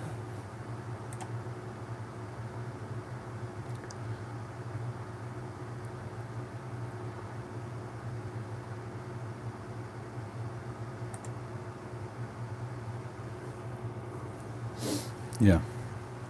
Yeah, that makes sense. Grand Orientals.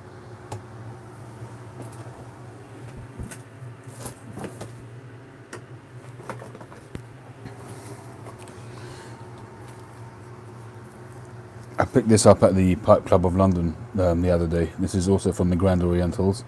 Unije Supreme, the Queen of Tobaccos. This is from 2007. I didn't enjoy the Balkans, the Orientals rather, when I tried them. But who knows, maybe now I will. I don't know.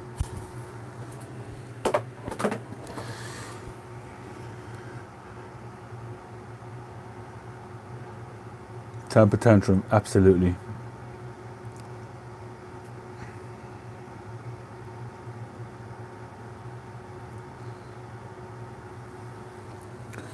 Okay, we'll give this a little go. We'll let you know what it tastes like. Let's find a small pipe. This one will do. A nice little Moretti.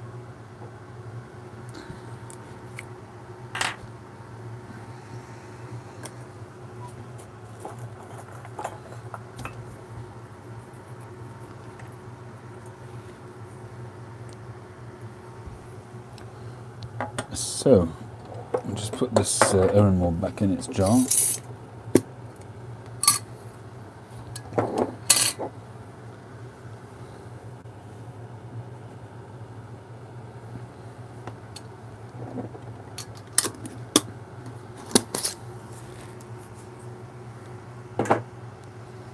The most important step, okay.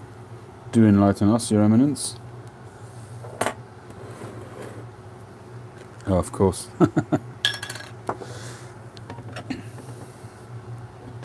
Just look at that grain.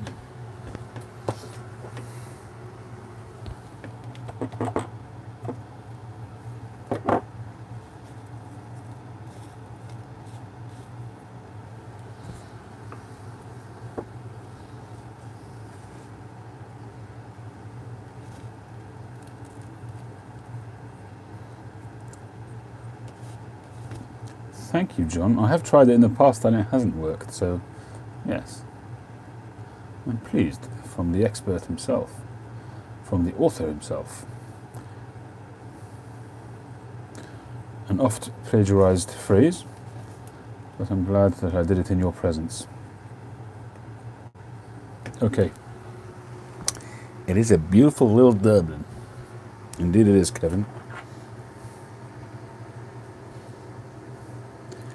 Grain is obsolete. So is the letter E, apparently.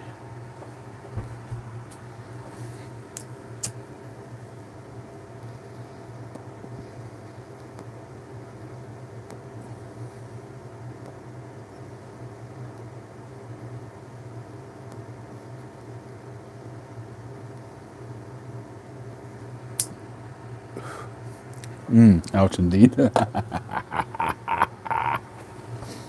The evil, evil Simon.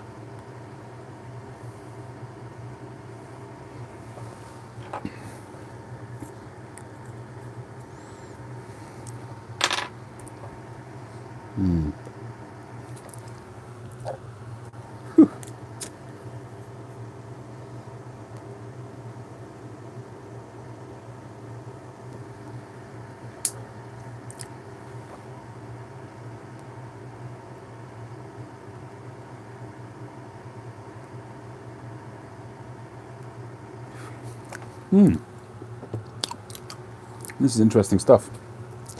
I think I can say quite safely that it's probably 3 years since I've tried something as orientally forward as this.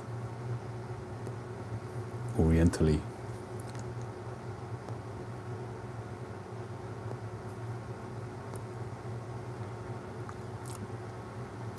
Copious amounts of thick smoke. I think this particular blend, what have we done with it? Yeah. I think this particular blend was the one which, when I opened the tin, it had a little leaf on the top of the tin, which was a whole leaf of this blend. And I think that part of the difficulty, I guess, of this was the harvesting of this was quite labor intensive because the leaf was so small. So the dividend that you got from each harvest, you really had to work hard to create enough of a harvest to give you enough to make tobacco, because the leaf was literally about an inch long, really small.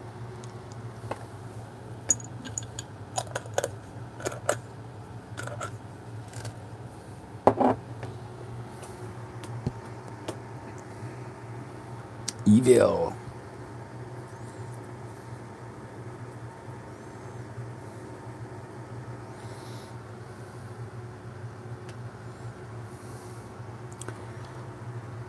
Look at Dunhill Sandblast. Ah, that rear pipe hose.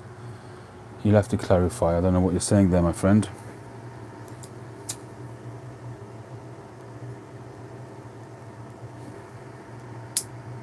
Dublin Piper in the house.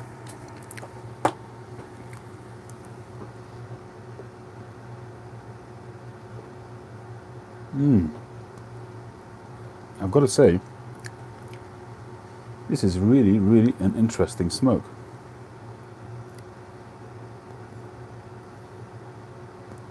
I don't know if I put the leaf in here or not. Yeah, look at that! I can't believe it. There it is. Oh my gosh! There you go. There's the whole leaf in the bottom of the jar. That is cool. I can't believe I had the presence of mind to do that. I'm not such a moron after all.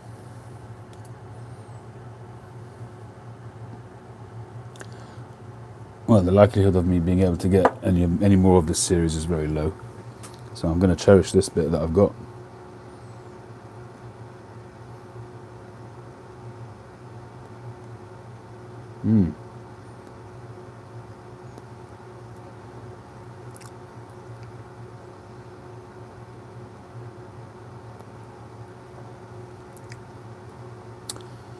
I think that the age has done something to this, I must be honest. It's not the size that matters. No, Josh, it isn't.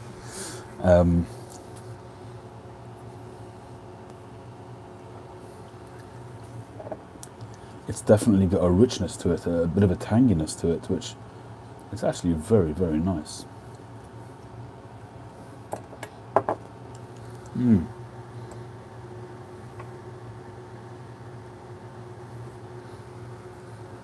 175 per tin on eBay, yeah.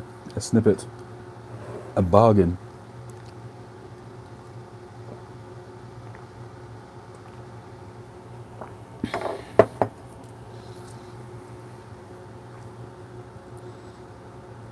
Thankfully I'm past that stage now.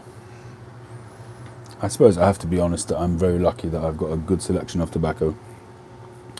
So I don't really feel the need to madly pursue tobaccos. And I've been very lucky as well that people have sent me stuff, which is really cool.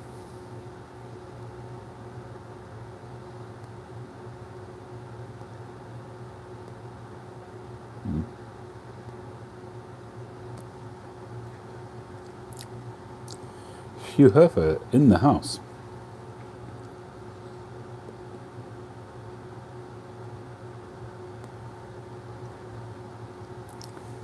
Yeah, very similar to how they hang up cigar leaf.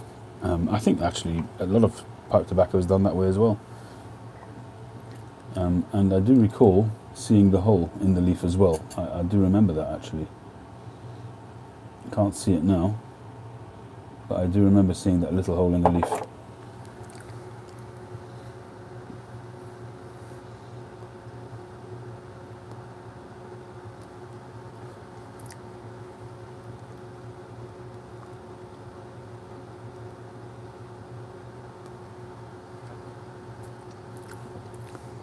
Well, I'll be perfectly honest with you. When I first started, I did chase tobacco.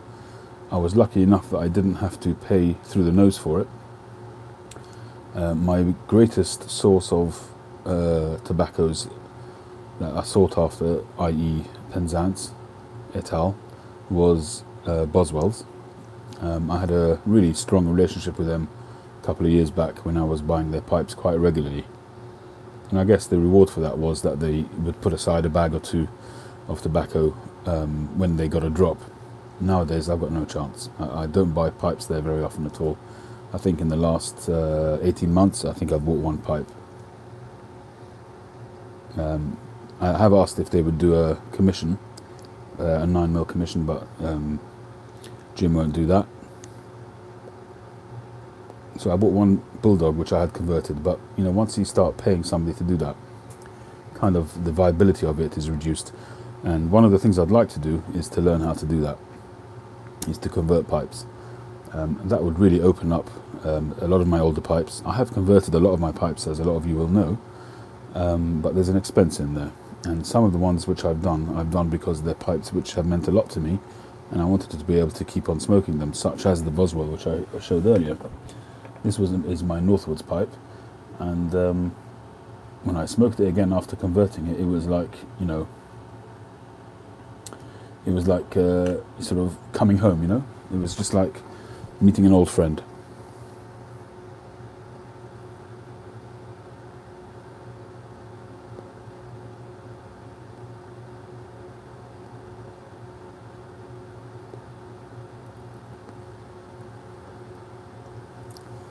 Yeah, Vermont Freehand has amazing tools. They're just expensive.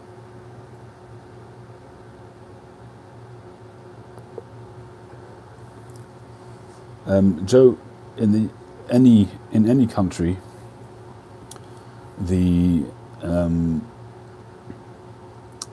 scale of economy, if you like, when it comes to pipe tobacco versus cigars, is always going to be better with pipe tobacco. Even if you buy one tin of tobacco for the price of one cigar, you got your answer. You smoke one cigar, it's done. You buy a tin of tobacco, you can have 10 or 15 bowls or more. So there's your answer. But in my experience, there have been times when only a cigar would do. You know, a lot of times when I come back from a job, a hard day's work, at a wedding or something like that, only a cigar would do for me. Or that kind of need has receded recently, and I was really surprised last week when I finished the wedding, a long day, and I didn't fancy a cigar. I went for a pipe and I enjoyed it thoroughly.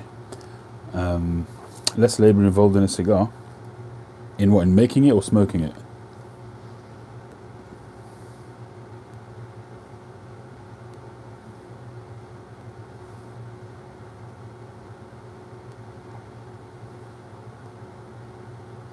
Mixture 79 is not tobacco.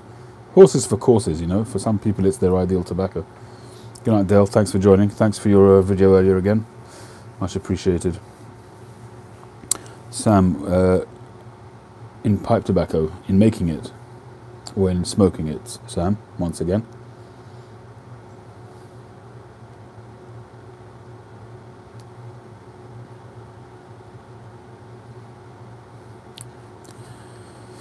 It definitely does, you know. But again, it's really a matter of what floats your boat, you know.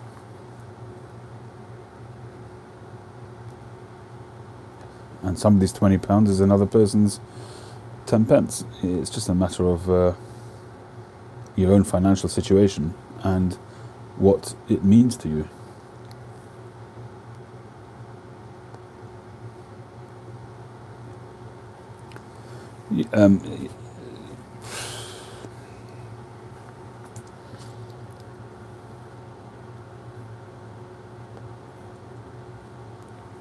I think the answer to that is not so much that there's more labour, but more manual labour. Yes, Sam, it's the manual labour. I'm not so sure that there's necessarily more.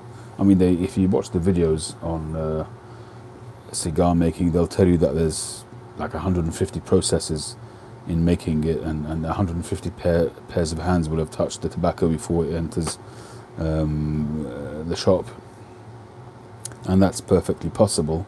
But I think that with pipe tobacco, making it is also probably quite a labour intensive, although it's not manually rolled possibly. But there's a lot of they've still got to go through all the drying and the fermenting and getting rid of all of the acidity and the ammonia and all of that kind of stuff. That all goes on with pipe tobacco as well. It's just not sort of a big, huge part of the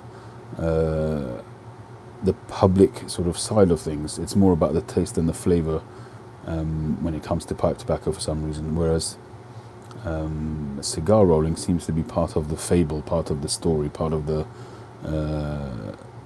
poetry around it, if you like.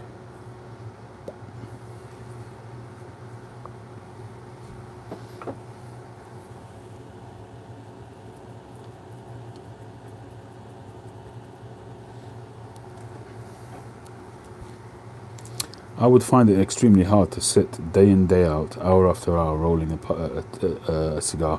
I'd love it for the first day, but after that, whew, that's extremely monotonous work.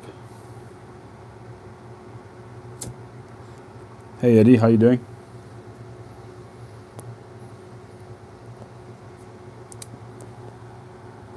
Hi Indy. I still regret, Eddie, that time when you had a bunch of those Savinelli pipes, those old, I can't remember the name. There was one particular one that I was after, and I kind of hummed and hawed for so long, and then there was the issue of you sending it to the UK, and it just never happened. Still regret that, actually. Adria, yeah. There were some nice pipes.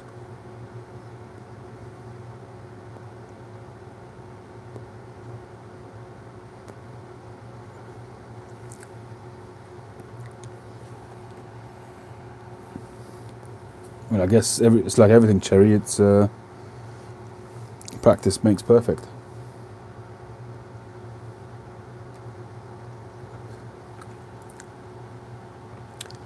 I think it's the same. That's fair enough, Eddie. I wasn't complaining. It was just saying why it was that I never ended up buying one.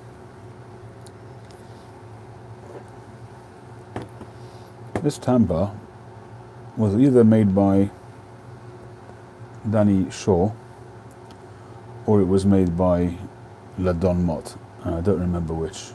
It's a shame they don't put their initials on it or something.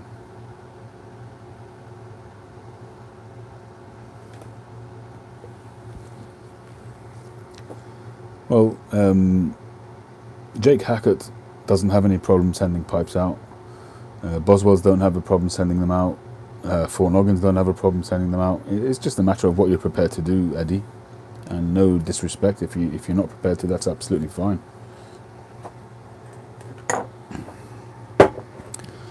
The latest pipe was this one, I think, but and I smoke this quite regularly, and it smokes really well. It's made with Grecian briar. I made this on New Year's, I think around Christmas, New Year's, and it worked out really well. I'm very happy with it. And the other two that I made are with Mike Billington, having stems made for it. And that's another reason why I really need to go for a lathe, because to make a really good, decent stem, you really need to do it with a lathe.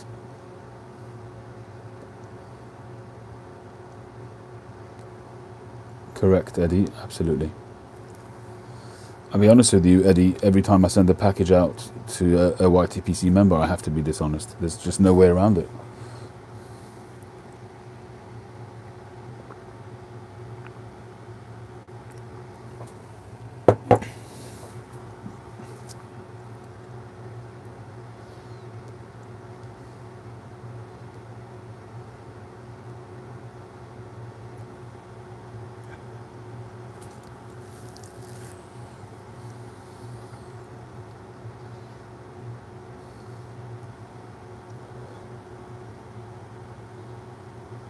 Yeah, 100%, Eddie. I fully acknowledge that, and kudos to you for sticking to and keeping your integrity. If you're running a business, you've got to be kosher. So, good for you.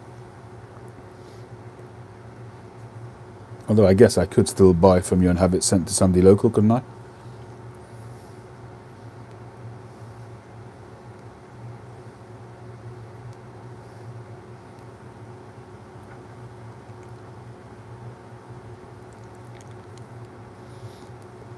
Oh, it's lots of things that I ship out Dublin. Lots of things.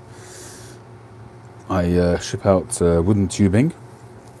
I ship out tea bags. I recently shipped out some tea lights.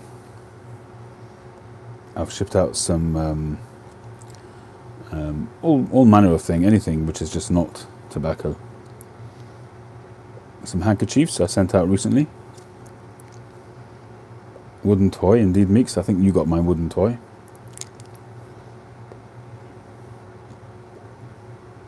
Hobby Supplies is the universal one, which a lot of shops do, and that way they can, if they ever get pulled up, then they're being honest. It is a hobby supply.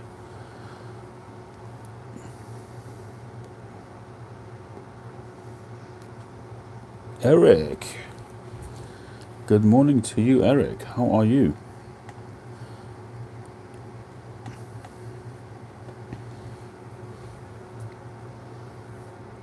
Yeah, a 2-hour live stream. That's quite short, actually. I think a couple of weeks ago we went to 4 hours.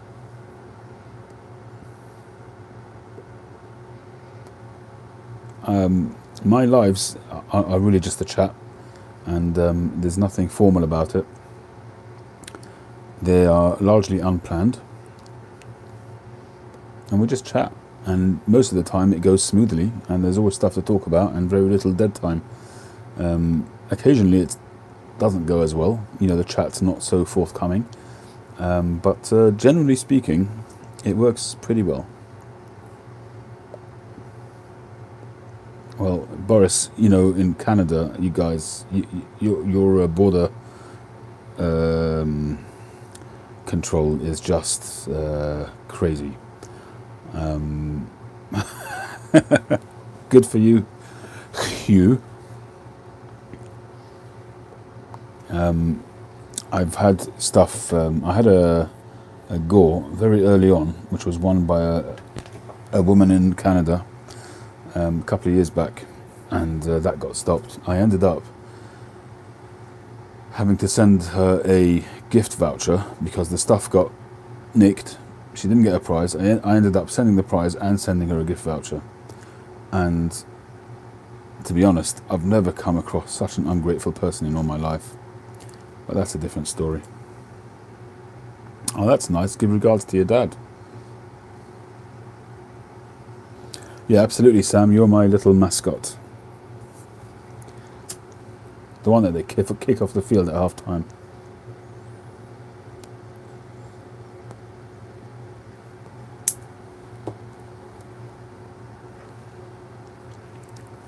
Absolutely. Talk about me when I go out to make my coffee.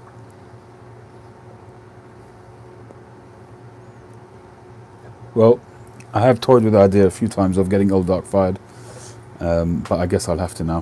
When I've got such eminent YTPCers recommending it, I'll have to give it a try. It's just that whenever I read descriptions, they talk about a solid nick hit, which I'm not generally too averse to, but it's probably just the reason why I haven't tried it yet.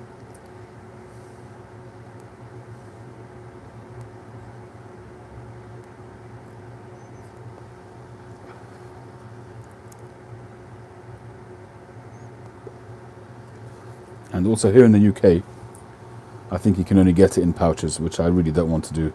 So perhaps I'll get it some. I'll get some from maybe Boswell's or Four Noggins or something like that.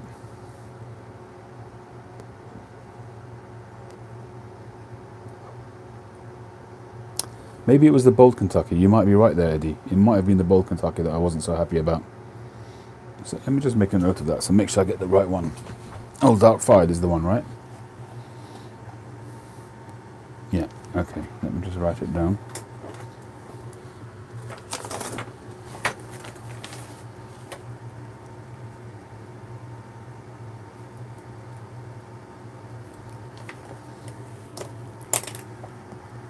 Well, I'll give that a go. Why not?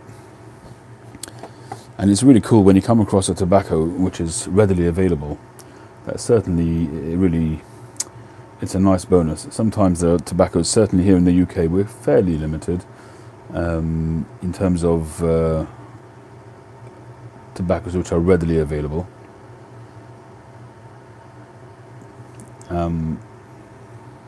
I actually do like Kentucky when it's not overpowering. I like it when it's a condiment.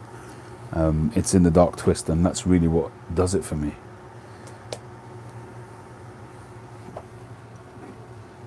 I've really been enjoying Kentucky, which I didn't used to. I mean, if I smoke a Kentucky cigar, for instance, bleh, I really don't like them at all. And some people love them. I think, is it you, Aaron, that likes the Kentucky cigars?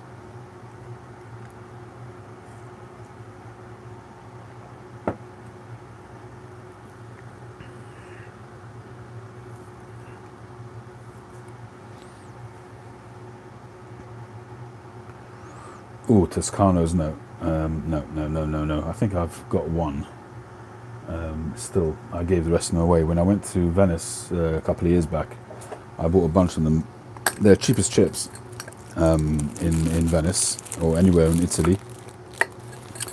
I think a box of 5 cigars was about €5 or €6. So really cheap. And they're made without any kind of fanfare. You can break them in half. There's no evolution, there's no stages in the cigar as such. So what people do is they break them in half and smoke them half at a time, and it's just a standard smoke out there. But I suppose it's an acquired taste. It's like anything, if you smoke it often enough, you start to really perceive the different flavors, and you could end up enjoying it. The rope tobaccos, I haven't either. They're supposed to be really, really strong as well. If you're talking about the Garth Hogarth ones, I haven't tried them at all. I know that Stephen, Cobbett of the Shire, smokes those a fair bit.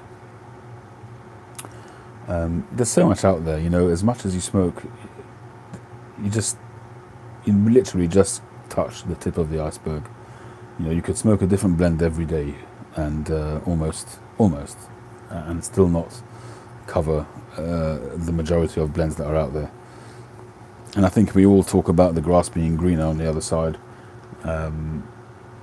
So here in the UK, we talk about not being able to get some of the US blends, and in the US, you will want the Samuel Gawith blends and Garth Hogarth and things like that. And I'm pretty sure that you're going to get similar blends, you know, from your own country. I'm sure there must be similar stuff. Although the ropes and things like that are really, really old blends, which some of them are really quite punchy. Yeah, absolutely, Indy. I think a lot of the Garth Hogarth and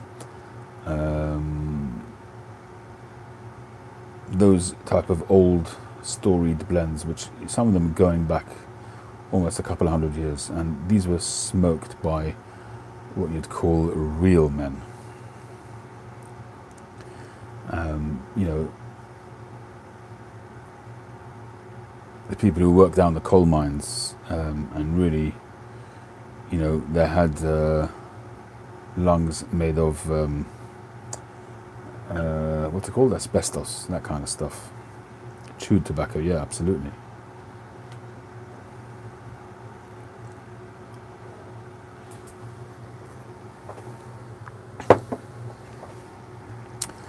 And I must say that Smyrna #1 was really, actually, very, very nice. I think I've still got some left in the bowl. I'm going to relight. This pipe book, which I'm going to read for Danny, very, very interesting theories about pipe smoking and some pipe smoking traditions which we've probably blown out of the water these days. One thing which is in there, which I was surprised to see, is that the gentleman wouldn't go back to generally speaking, wouldn't go back to a pipe that's gone out, wouldn't relight it. once it's established, and obviously not when you're doing the second light and char light and all of that, but once you've smoked it, say halfway down and it's gone out, you wouldn't relight it. It was interesting.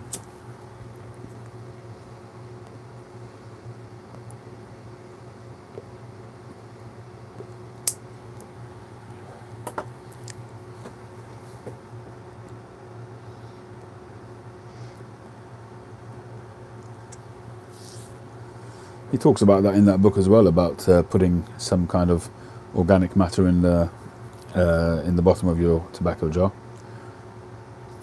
Didn't seem to have a problem with it, although nowadays people would balk at that and say, well, you're going to make your tobacco mouldy.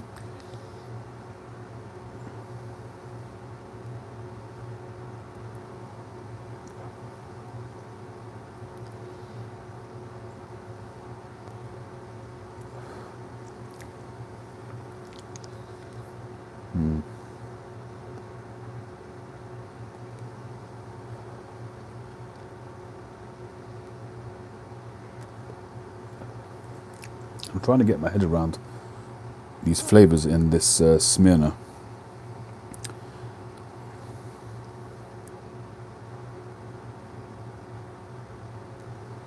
I can't actually describe it. There's a rich tanginess there, but I can't come up with a flavor description.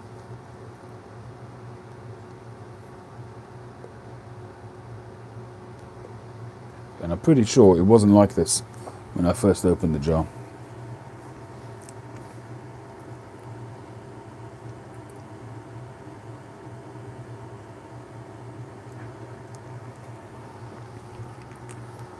Well, I think that's it for me tonight, people.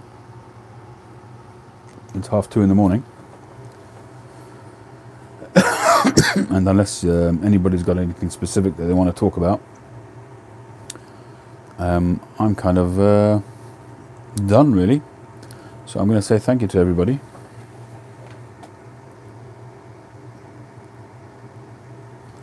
Well, I've put Boveda packs in some of my tobaccos to rehydrate them, and I have not found it to really work very well. If it would, it probably would take quite a long time.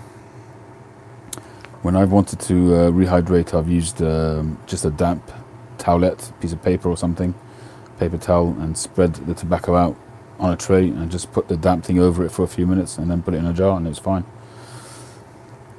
Thanks Eddie, thanks Curmudgeon Piper, thanks Josh, thanks Jerry, Smoking Grandpa Bones, Tamper Tantrum, Dublin Pipe, Cherry on Top, Tony Christopher, Indie Piper, Sam, of course, thanks for staying and be my mascot, Indie Piper, Meeks, Eric, Briar Boy, Aaron, thank you very much. We may yet be in touch with regards to the lathe. Mystic860, didn't hear much from you tonight. Kevin and Marsha. Kevin and Marsha. What a wonderful pair of stalkers. Thank you very much. My favourite stalkers in the whole wide world. Who else have we got here? I think that's basically it. If I haven't mentioned you, thank you for joining. People, if you haven't seen my giveaway video yet, please dial back and have a look at it. And you still have a week if you want to do a VR and have a chance at winning some nice prizes. There's relatively few entries so far, so you'll have a good percentage chance of winning a prize. I'll do an update video, maybe in the next day or two.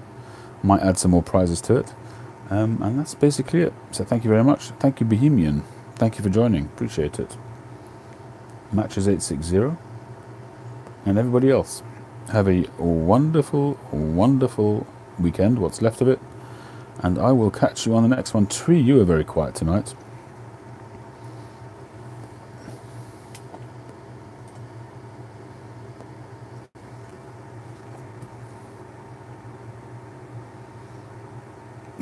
Yes, Kevin, absolutely. I'll do that.